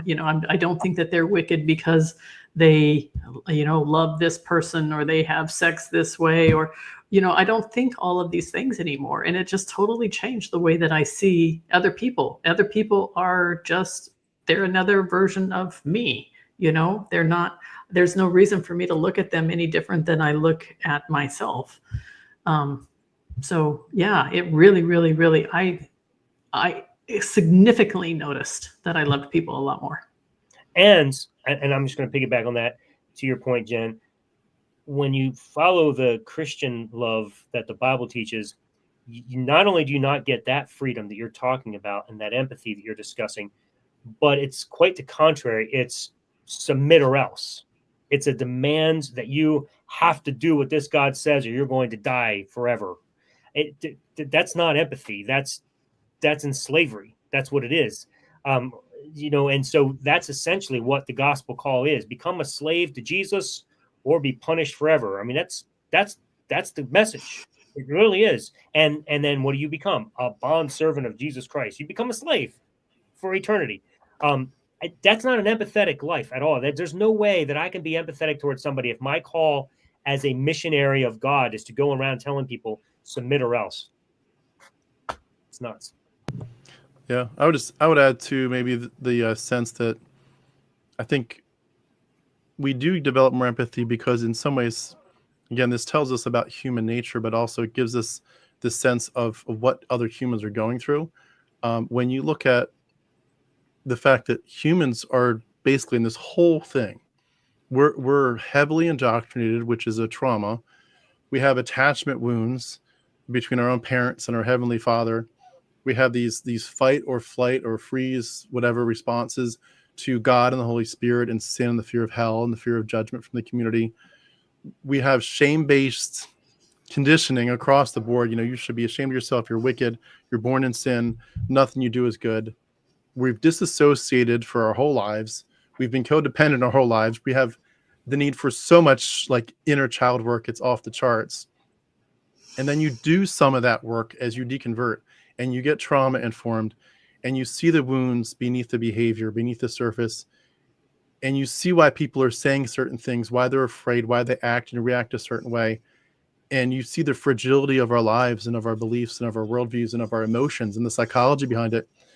You become so much more sensitive, and you say to yourself, like, I am empathetic to myself. I'm empathetic to myself as a child. I'm empathetic to the fact that I'm not responding necessarily right even today. I am wounded. I may be trying to help other people, but I'm a wounded healer, as it were. We're so broken as people from this religious stuff and from indoctrination. And when you see that, you see yourself through that lens and other people, and you get very trauma informed, I think it breaks you open. It breaks open your willingness to say, like, oh my gosh, what have we done to ourselves? Could we have not done so much better than to beat the shit out of kids when they're little with a paddle, or to tell them you're going to burn in hell if you don't believe like I do? Could we not have been better people? And to break the cycles of abuse. And yeah, when you see it in yourself, your own life, your own heart, and then you look out at the world, you just think, my empathy and my love and my desire to heal the wounds, it grows exponentially. I mean, it can't not do that. You feel so bad, especially for the people that are either still stuck in it and will be probably stuck in it for their whole lives. You have that distant empathy, like I wish you could escape, but I know you're not gonna. But also the people that are going through it where they're being hurt. I just interviewed a JW, it'll be published in a few days, but I interviewed a lady where she deconverted from Jehovah's Witnesses 8 years ago. Her mother hasn't spoken to her in 8 years. I mean, that's some painful shit. And she's going through it. You can't help but think, oh my gosh, I just want to wrap you all up in my arms and give you a big hug. This is really sad. We're so much better than this, but we're so stuck at the same time. It is. And, I just want to clarify, because I again, I can already see the responses. Alan, that's, ridiculous. Tim, that's ridiculous. Jen, you guys are being ridiculous. That's not true Christianity. That's not the gospel message. Burn or else, suffer or else, go to hell or else, that's this horrible form of Christianity. The true, and I'm dealing with this even now as I discuss with people, just, things with my book or whatever. That's not real. The true Christianity is just, Jesus just came and died to give everybody a chance to be like him, to be a loving person. And so by faith in him, you get that opportunity to do it. And don't listen, my reason for saying this, if you're a Christian listening to this, don't be deceived into thinking that somehow twisting the message to make it sound more positive means that it doesn't make you any less of an infidel that's worthless. Because the question comes down to, even if you take that view of it, why then do you even need to have faith in this Jesus to be a good person? The reason is because unless you do that, you're not good enough without him. Like, get it through your head. In any way, shape, or form, if you need some Jesus to do anything for you to make your life better, it's because you're not good enough on your own. And that is a real problem. And it may be couched in these positive terms of love and wonder and just be like Jesus. You're missing something that's undergirding that whole thing. And it's the reason that's driving you to this Jesus to begin with. It's because you feel a sense of worthlessness, a sense that you're not good enough without him. That message in itself is a message of worthlessness. So don't buy the deception. You're still being fed that lie. You are good enough. You don't need Jesus to do that. We here don't need Jesus to do that, the four of us, and we're being good people of society. We're trying to pour into humanity and make the best things we can, do the best things we can to improve. Yep. You've heard us say it tonight. So don't buy that lie that you need Jesus for anything, because you don't. Jacob, you want to comment on this and then we'll move on? Well, this question doesn't really apply to me since I was never a Christian. What I will say is I recognized early on that when I was encountering Christians, the idea of how controlling it can feel when they ram the idea down people's throats of hell to try to get people to convert out of fear. That's what this is. It's trying to convert people out of fear. And it makes you want to ask, it should make anyone ask the question, if they require fear to convert people, then is it real faith? Or you're just believing just simply out of fear because you're afraid? How is that love from God? That would be my question to people that stay in the faith out of fear. Yeah, great. Thank you. Eastgate Adoptionist. I'm sorry. Could I go back to that 1 second? Yeah. One quick thing. I want to say, here to what Jacob said. Preach it, brother. That was right on time. This is all about the carrot and the stick. What's your reward and how much do you want to avoid the punishment I'm going to give you if you don't? But just 2 quick things. For Homemaker Calling, I don't know if you all have reached out to me under a different handle, but if you all would like to share your story sometime, if you've deconverted, please reach out to me on my Facebook handle is simply Harmonic Tim. And also, I was just going to, I love when someone says Homemaker Calling. Honestly, it makes me think of a certain group of people that used to be my home base. And if you were a homemaker into essential oils and Quiverful and all that stuff, and now you've woken up, I would love to interview you all. There was something else I was going to say, and it escapes my mind, but I will come back to it when I think of it. Thanks, Alan. No worries. Yeah, Homemaker Calling, she'd be a great one. I'm supposed to be interviewing her myself sometime here in the near future. So she is a mother of, I think, 3, if I remember correctly, and busy, of course, as you can imagine. So anyway, I always appreciate when she asks questions on the show. Eastgate Adoptionist, another super chat for Jacob. We have these great functions that man figured out that are possible in a system that is already here. If this reality or simulation is from randomness, why do we have this math layer? One of you smart 3 to answer this one. I don't have a clue. My brief answer to this question is, let's pretend that's true for a minute. Does that determine which God was behind it? How do you know that God is the same as any of the gods that's ever been discussed in any mythology? It could be something totally different from all of that. So even assuming that this is what you think it is, how does that tell you who was behind it? Right.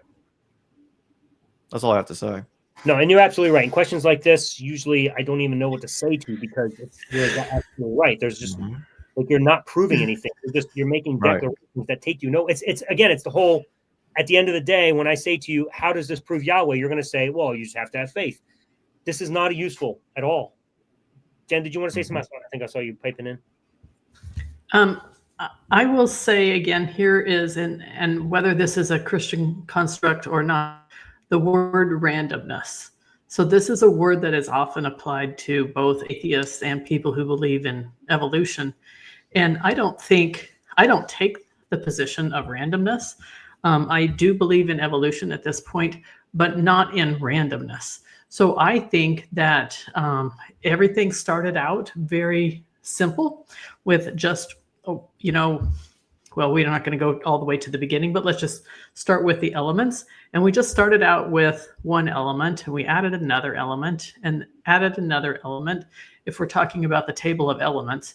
And they went through the process of evolution, and they adapted to their environment. And through that process of adaptation, then things became more and more and more complex. And along with all of that, was I believe, the survival of the fittest. So whether that is in people or whether that is way back in were there other elements that did not survive? Were there other microbes that did not survive? Were there other bacteria that did not survive? Were there viruses that, all these little things? Were there other atoms that did not survive? Molecules, all that kind of stuff. Yes, there were. And so it was not randomness, but it was a pattern. So life is built on patterns. The universe is built on patterns. Our minds are built on patterns. Our body is built on patterns. Everything is built on these patterns, and these patterns are not random, but they're also not created, and they were not designed. So they came about from the simplest amoeba, right? And then they got a little bit more, a little bit more, a little bit more. It's kind of like if you were drawing a picture and you started out with just a stick figure, and then you filled in a little bit, and then you filled in a little bit more, and then you're like, I think this doesn't really fit in the picture. Let me erase that. And at the end of the picture, it's very, very complex and beautiful picture. And that's kind of where we're at right now, is this, we live in a very complex and beautiful world, but it didn't just randomly get here. There's a scientific reason why everything happened from the beginning billions of years ago to where we are today. And if we did experiments, or if we did just looking at the evidence and looking at the facts that we have, we can actually tell you why things evolved the way that they evolved, from simple to complex. And that's just the way that science works. So taking the word randomness is, again, your construct, and one that I just don't have to live under. Tim, you wanted to add something to this? I don't know. Honestly, this is beyond my pay grade. I'm not sure if I understand the question, to be honest. But if they're just asking, why does math dominate the universe? Is that kind of where we're going with this?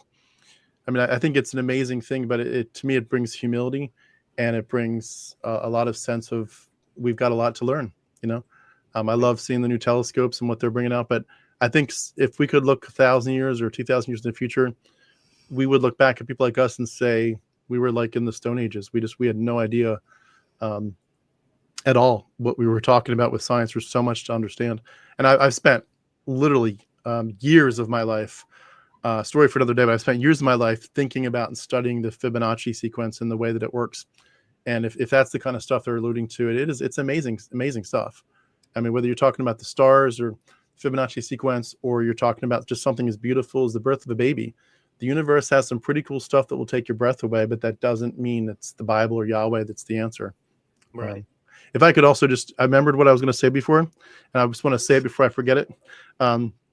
You've said a couple times the phrase, I know there's going to be some objections to this.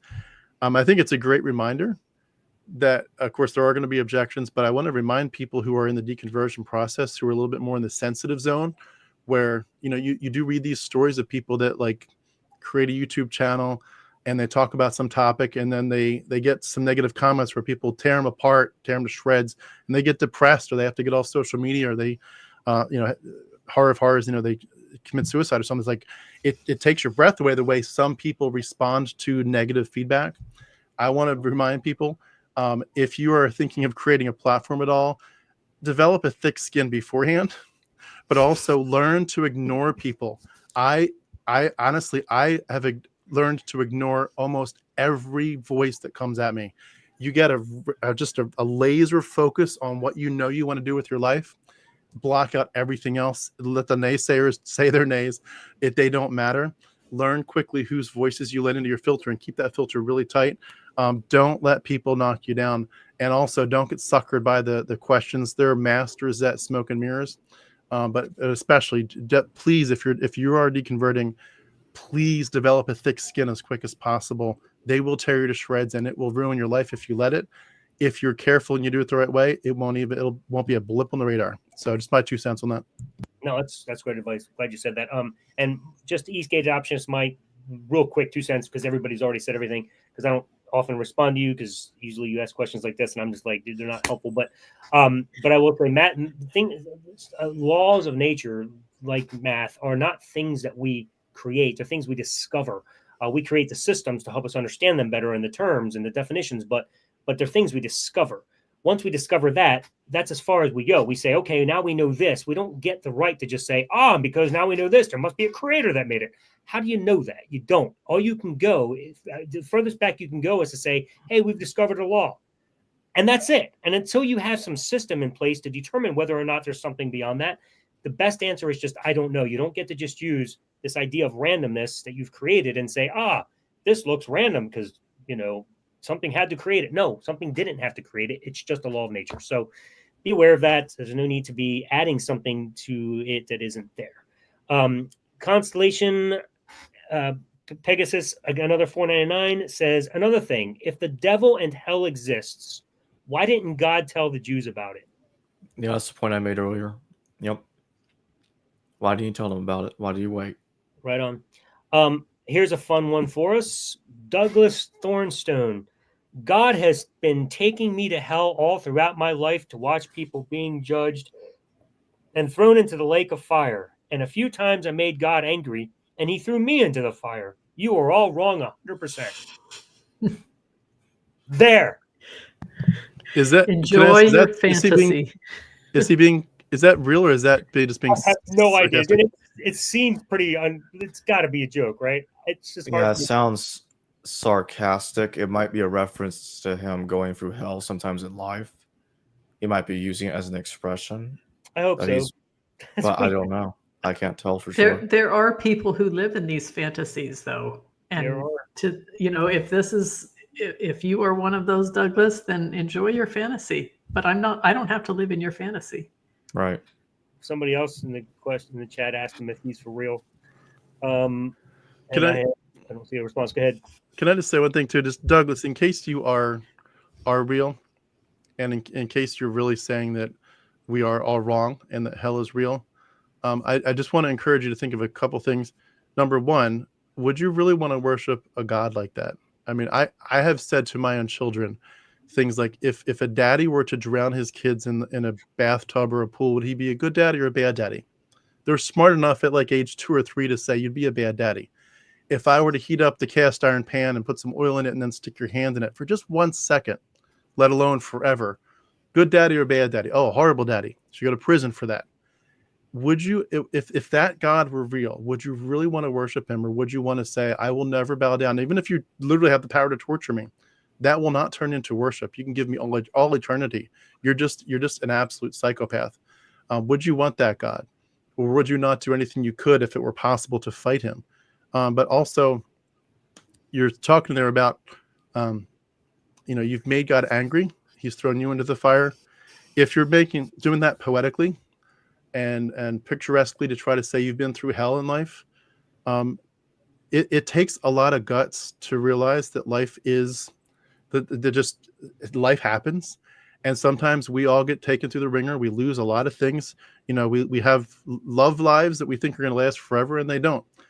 People die, people get sick, and our jobs, we lose our jobs. There's all kinds of things that ruin our lives. And if we spend our lives looking up at heaven and shaking our fists and saying, God, why did you do this to me? I didn't deserve it. Or maybe I did. Maybe I didn't have enough faith, or maybe I didn't do the right thing here, and I've got this sin that you're punishing me for. You can that's a hamster wheel of psychology that will ruin your life. I encourage you, please step back from it. If you're not being snarky here, you really do believe this stuff, there is a whole beautiful different perspective. And when you step back from it and you say, this stuff just isn't relevant, it's all mythology, you'll realize that you have a lot more power and control over your life. You're more autonomy than ever. And also, when life just happens and it goes against you, you don't sitting there thinking, I can't believe it. This is just not fair. There's no fairness. There is no ultimate judge that's going to restore the years the locusts have eaten. But it takes away the weirdness that Christianity's put in your head with this filter of when good and bad things happen to you. I really encourage you. There's a beautiful life on the other side of healing from that perspective. And even if you believe that God really did take you to hell, how'd you get out? It's supposed to be forever. Want to explain that part to me? Good point. All right. Paul Schlachter, hopefully I pronounced that right. Hypothetical question. If you were God, how would you communicate with humanity, and what would be the most important message?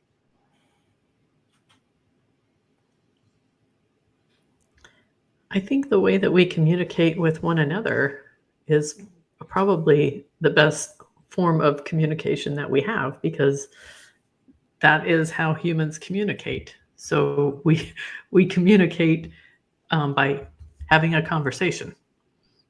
We don't communicate by sending one letter and then disappearing for millions of years.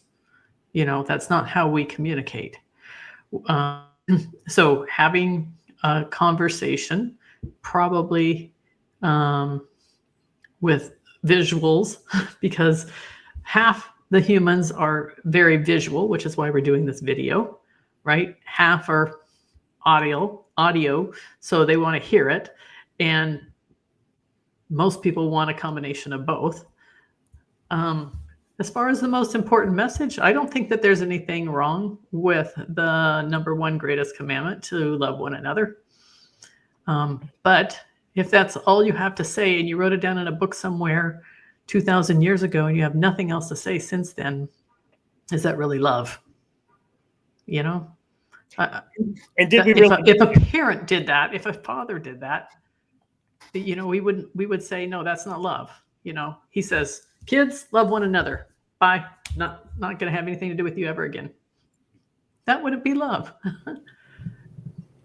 Right. And did we really need that message? I mean, did you really accomplish much by sending that? I mean, it's like, in fact, it almost seems like without writing the Bible, as Tim was mentioning earlier, I think we'd have done a lot better off without having this book influencing how we're supposed to live. So in a lot of ways, putting it in paper, pen and paper, was probably the worst way to communicate with generations that were going to come forever, especially since language changes. And so my thought is, if I was God, the first thing I would realize is, language is going to change over time. People are going to have different understandings and nuances of these words.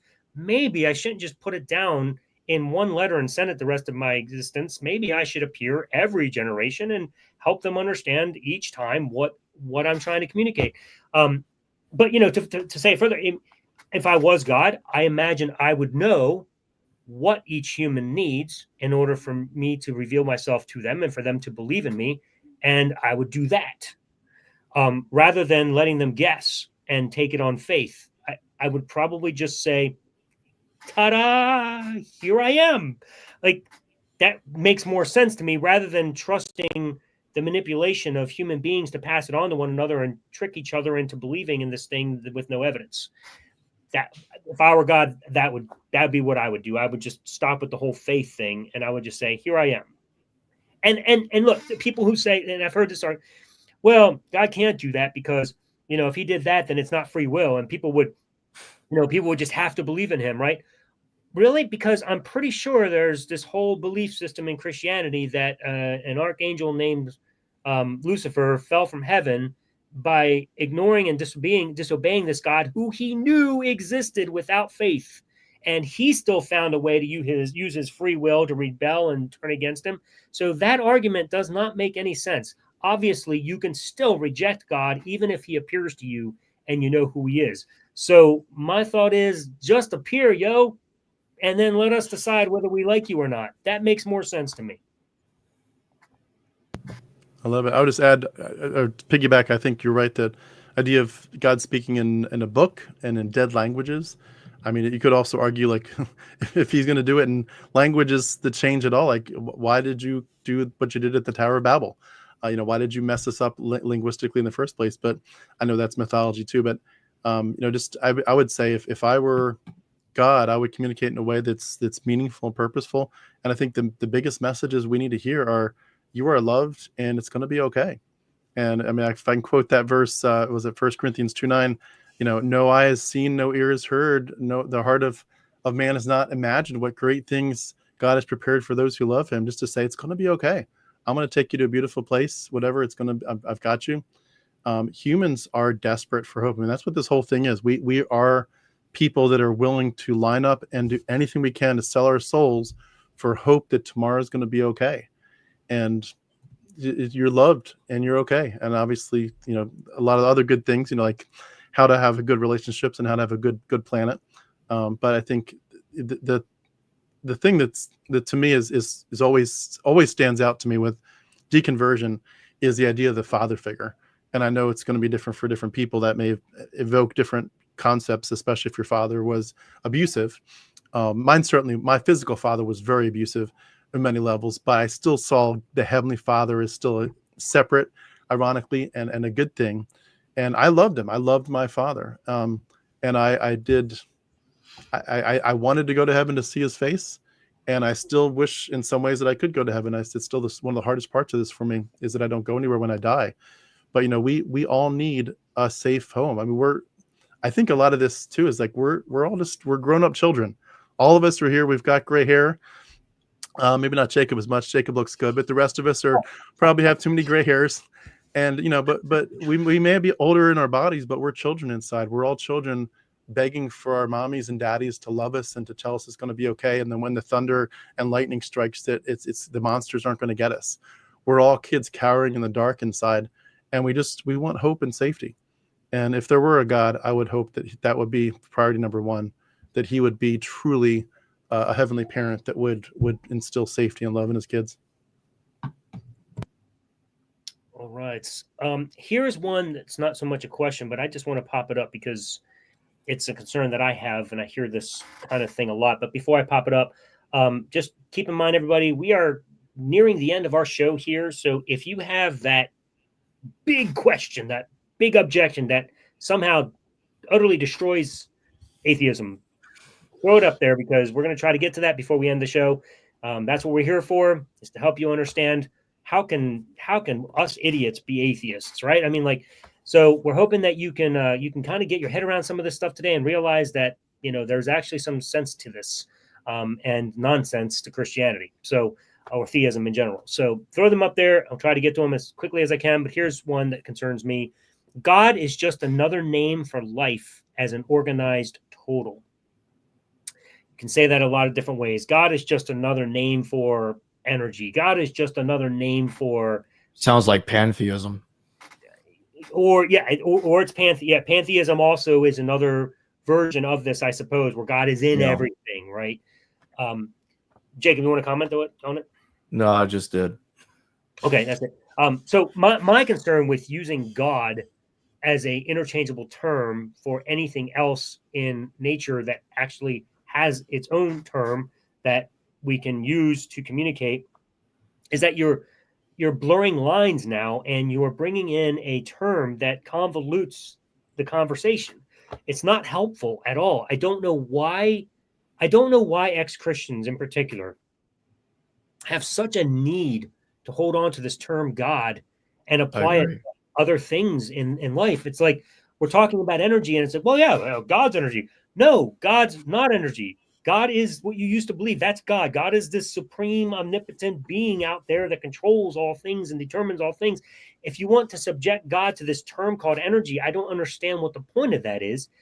If you need to bring him down to that term anyway, then why even use it? Just use energy, because that's what it is. So I just really struggle with this need to hold on to God as a term. And I know those who have not been Christians their whole lives, like we have, they don't see the harm in it, because and I've heard people tell me this, well, that's just a trigger word for you because that's a belief system you had and you're just triggered by the term God. And I get where they're coming from, because for some reason for them, it's almost like a spiritual experience. I just like the term God. And you know, these ideas of spiritual experience has also become an issue. Spiritual is now redefined. Spiritual is anything that I have this experience with nature, and they call it spiritual. And we come from a place where God and spiritual, these are terms that define something in the supernatural, and they have meaning. And I know that the typical statement is, well, it's only because you guys are triggered by it as Christians. Maybe it is that partially, but also we now live in the real world and in reality, and we want to be able to communicate in terms that make sense, and that when I say something to you and you say something to me, we don't have to define the terms every time we're talking. Can you just use the term that science has given it so that we can actually have a conversation and not be like, well, what do you mean by God? Like, what's the point of that? What do you mean by spiritual? Like, what's the point of that? These are just like woo-woo terms that aren't advancing the conversation. Maybe you guys can help clarify if I'm not making sense, but it's just such a strange thing to me. I've made sense of this by saying that in the Bible, the ancient writers did not understand a lot of what we understand about science today, which we all know, right? And so what they did was their version of the God of the gaps. So if they didn't understand a God is omnipotent, all-powerful, God is omnipresent, present everywhere, and God is omniscient. These are things that we find in the Bible attributed to God. But this was really, God was a placeholder word for, I don't understand. That's what it was. So if we say energy is all-powerful, energy is all-knowing, energy is everywhere, then we understand, okay, well, they just didn't understand what was going on. And so they had a placeholder word. And they weren't the only ones. All of the ancient Near East basically used their own gods as their placeholders for attributes and for stories and all of these kind of things. So to me, this was just, they didn't know what to put there. They didn't have a word for energy. They had a concept for energy. They didn't have a concept for consciousness. They didn't have these concepts. And so they just put their word for God, which is actually not the English version and the Hebrew version, the words don't even match up as far as their words for God and stuff. But they put a word there that was a placeholder because they didn't have a word. They didn't have an understanding. They didn't have a concept of it. And so one of the things why I react so violently when people still use the word God and it doesn't actually mean God is because, number one, words mean things. And so to your point, Alan, we have to be talking about the same subject, the same thing when we use a certain word. So if you use the word God and I use the word God, we better be on the same topic. We better be talking about the same God. Otherwise, we're going to talk right past one another. We're not going to make any sense, right? And we're not going to know who's saying what. But the word God in today's American world, today's world, I should say, not just American, but the word God has a connotation of a religious being that comes from the Bible, if you're talking about Christianity's God or Islam's God or, whatever religion you're talking about. But we are talking about a deity that comes from a story. And so that's why you and I, Alan, react to that, I think, so violently, is because we know that person does not exist, that being does not exist. I am 100% convinced, not 99, 100% convinced that the Yahweh figure in the Bible does not exist. Why? Because we know, the four of us here know, that is a compilation of stories, gods that were borrowed from other nations around them. And so therefore, we know that it was just made up, 100%, right?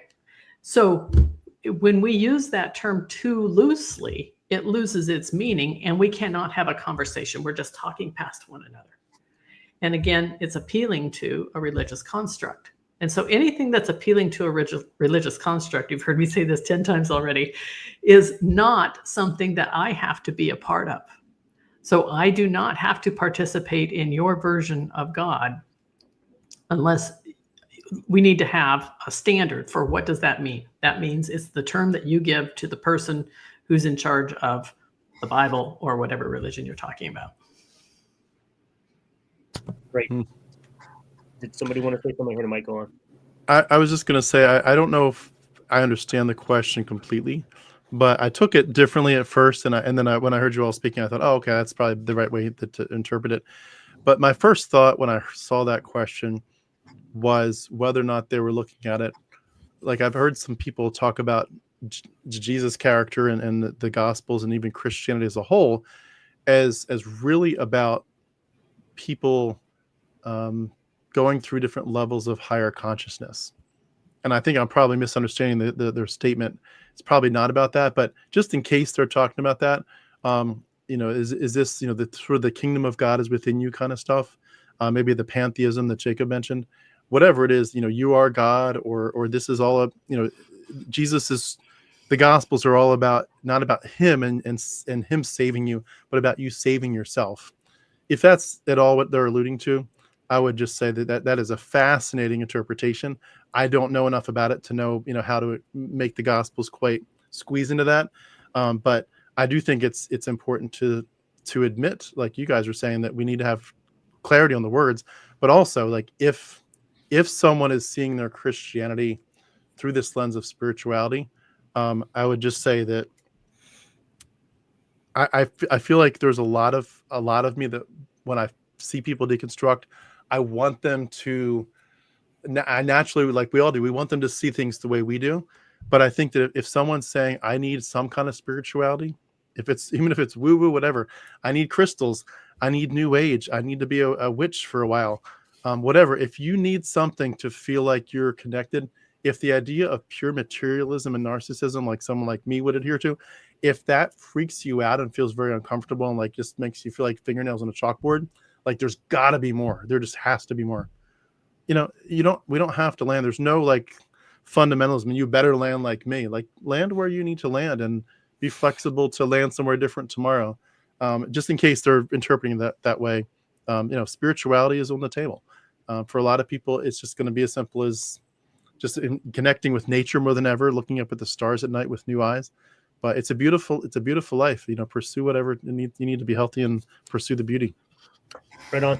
I'm going to keep going because we are definitely coming to an end here. We may have to do another show of just Q&A because this has been fascinating. We got a ton to go through. I'm going to try and speed through these. So I'm going to throw some up here.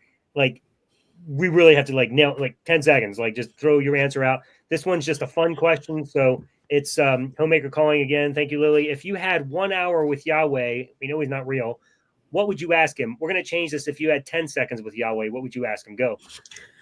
What the hell's wrong with you?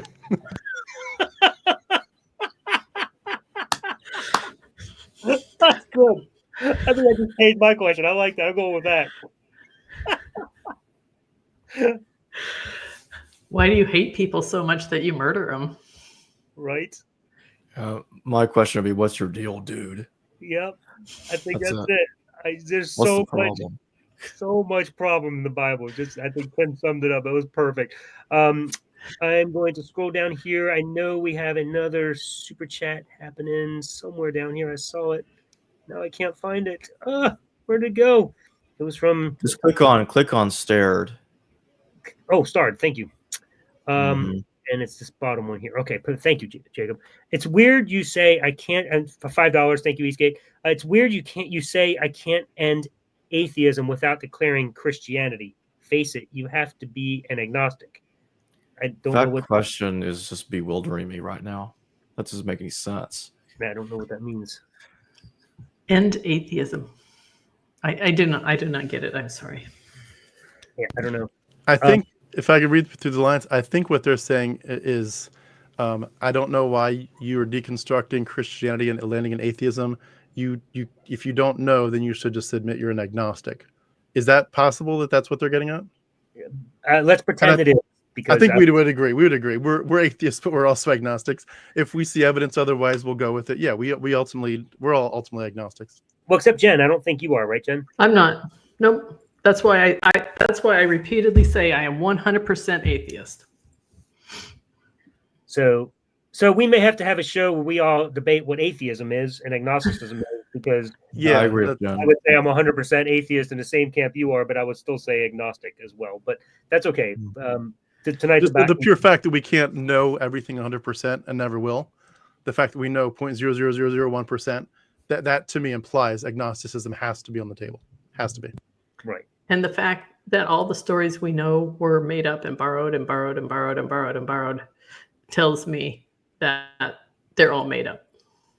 So really, we don't understand the nature of reality, though. We don't know what we're living in. There could be a million, Well, that's a billion simulation. universes. Let me go back to Question. what I said earlier real quick. Sorry if I interrupted. But just want to say that even if there is a God, right? How does anybody know it's the same as any of the gods in all of mythology in our history? It could be none of them. That's the way I'll put it. And Or it where could be has an he been? advanced alien race that's had 1 billion years of technology ahead of us. We wouldn't know the difference between a god and a 1 billion year further advanced species, you know? right. Then we come back to our definition of God. Right. So at the end of the day, I mean, there's different versions of atheism. There's agnostic atheists, and then there's a Gnostic atheist, which Jen would be. And by Gnostic, it's not the same. When you combine it with atheist, it's not the same as Gnosticism. It's just I know God doesn't exist, which would be No, Jen's right. position. Mine and Tim's, and possibly Jacob's, if I'm understanding correctly, is we don't believe there is a reason to believe in God. So it's just a flip of the statement. Jen's more assertive. I know there isn't. Where we're saying we don't believe there is. So we can't know and we don't believe. Whereas you would say I can know and I do. So that would be the different version of our forms of atheism here, just to keep that simple. All right, I'm seeing not much here, but let's see what I got here. Steve M. If the devil is God's enemy, why would hell be a torturous place? Surely the devil would be more likely to offer paradise than damnation to stick it to God. That's fun. I like it. Not even something we have to answer to. Hypatia Stanhope, is people believing in biblical stories as literal a modern thing? Well, that's Kind of. that's been going on though. Been going on. Well, it depends on what you mean by modern again, right? So modern's very subjective, but the Jews historically did not believe that the Old Testament were literal history of their people, you know, and in fact, many of them still don't. So they believed that it was mythology for a very long time. I don't know when it crossed over into, you know, the literal. It's more American than the rest of the world as far as believing this literal history type of a thing. But modern is a word that's subjective. It has not always, people did not always believe it was a literal story, if that's what she's asking, or he. You look in the Gospels, Jesus clearly believed in Adam and Eve. He talked about, you know, when he's answering questions about marriage and divorce, he says this is the way God designed it with Adam and Eve in the garden. He's and there's other references to, but he by the time of Jesus, or the Jesus character's development, they clearly believed in literal stuff. So I think, and I mean the fact that they believed in literal angels, I mean the Dead Sea Scroll community. Tim, right, that's a story that's explaining a story. Right, I'm just saying if we were to take it at face value, that if Jesus had been really existing, and if you really said that, then with that assumption, then it sounds like Jesus believed in Adam and Eve. Or he was just explaining a story. Yeah, could be, but it's at face value. It sounds like he's saying this is the way God designed it with these two people, so he put people together, therefore don't divorce. It sounds like he's making a reference to something that actually people should believe happened. But we'll save that one for another time too, if you want to. We may have to have a show where we all debate shit. But I'm gonna, because there's still, it goes on, and I can't even scroll to the bottom to see whether there's questions or whatever. We have to end at some point. We do need to end. So I'm good till midnight. You're good till midnight. Yes, this has actually been a lot of fun, and I think we need to have this group back together again, because this was just way too fun, and I'm sure there's plenty of questions. We have a great crowd of people joining us tonight.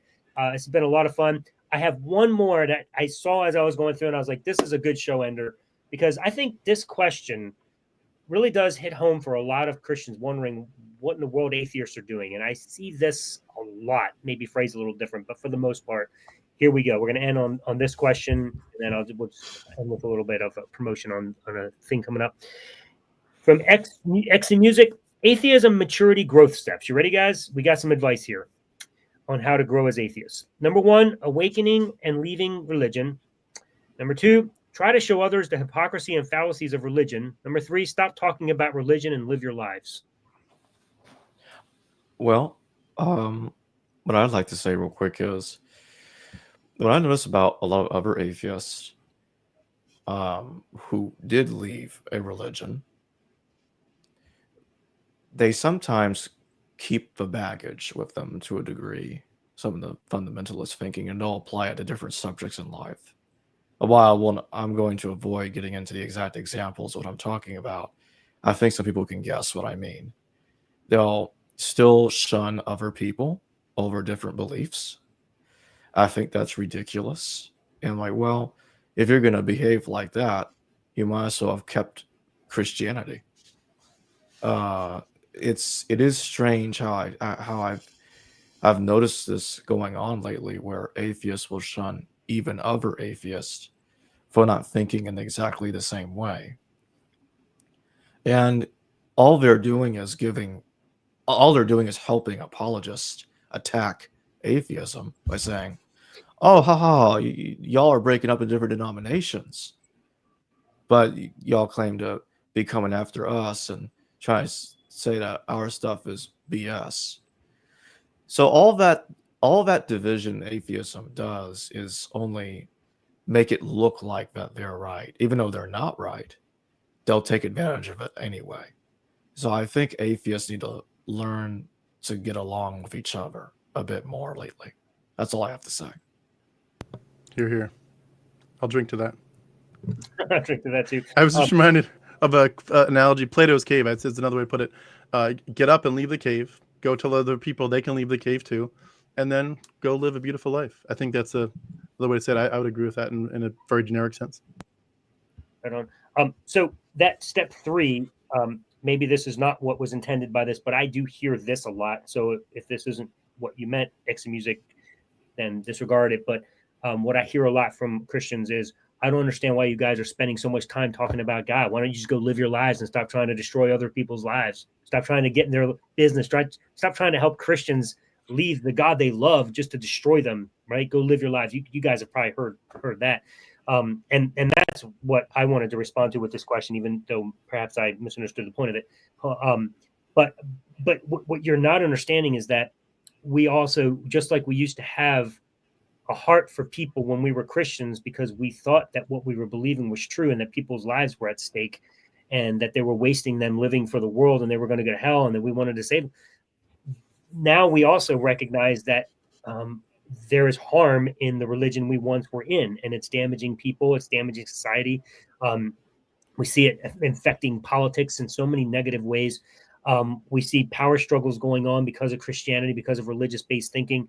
And also just the fact that it's a mind virus, that you yourself think you're talking to somebody and that you have an invisible friend that doesn't exist. So these are concerns of ours, and we want to help you see that so that you can still live whatever remaining life you have here on earth free and in reality, because this is the only life you have. And if you're living it for some dictator, you're not living it for yourself.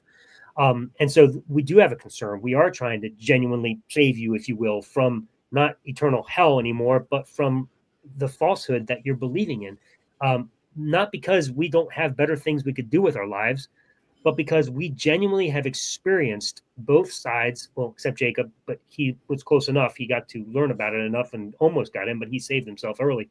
But we know what it feels like. And we're on this side and we're saying, holy crap, I feel a responsibility to humanity to say, hey, we can do better than this. As Tim was saying earlier, we don't want to leave you in that trap, in that mind virus. So we have our own mission now. The difference, though, is I'm not being told by some dictator, go and tell them submit or else.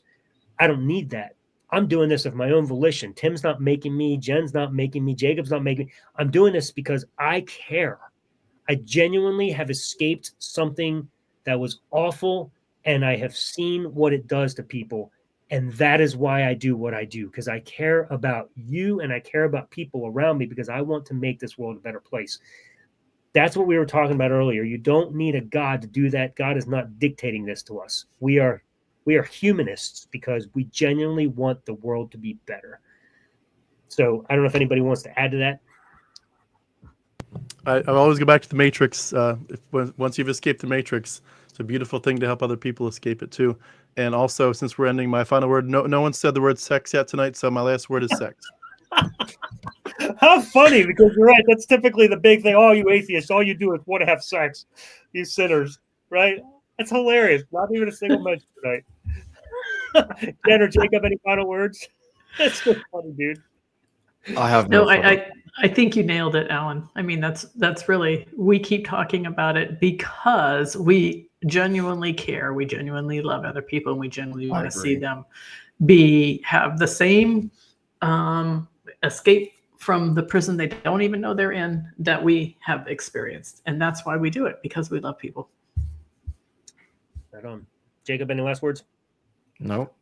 All right. I just want to let everybody know BajaCon is coming up in case you are interested. This is an annual conference that happens for atheists and, well, humanists, agnostics, skeptics, you name it. But those who are no longer Christians, those who just want to go and have fellowship, that thing, that community that you miss so much from being a Christian. Here's your opportunity. If you want to be a part of this, here's the information. I will also pop it into the information as well after the show, because I don't think it's in there currently, but I will pop it in there at 8:00 tonight. It will actually be on my Facebook page as well. So if you just look up AlanBondar, go to my Facebook page, it'll be posted tonight at 8 in case you don't see it in the info. So go ahead and take a look at that. Would appreciate it. And don't forget to subscribe to any of our channels. Tim at Harmonic Atheist, go over there, subscribe. He does some wonderful work over there, interviewing people on a regular basis. I mean, it's just mind-blowing to me to see how many people are escaping Christianity. It is wild. Jacob from History Valley, he does some marvelous work over there, talking about all kinds of really deep stuff, dealing with scholars and having great shows with people that come in and can talk about the mythicism and all that kind of stuff that we were discussing tonight. Jen Fishburne, of course, is with Answers from Genesis, and she's got some great stuff over there too, some personal things that she's discussed, especially her testimonies of leaving Christianity. One of the greatest shows she does is the one that I'm on, so obviously that's an important one to watch. But anyway, so go check that out. The show we're going through my book, How to Kill God the Easy Way. So I encourage you to not only grab the copy of the book, because it's in the info as well, but check out that show, because we go through it chapter by chapter, and we're having a lot of fun doing that. So so be a part of our communities. Please subscribe. We'd love that. And we thank you so much for being a part of this night. Tim, Jen, Jacob, thank you guys. Thank you. And from all of us, y'all have a great night and enjoy the rest of your evening.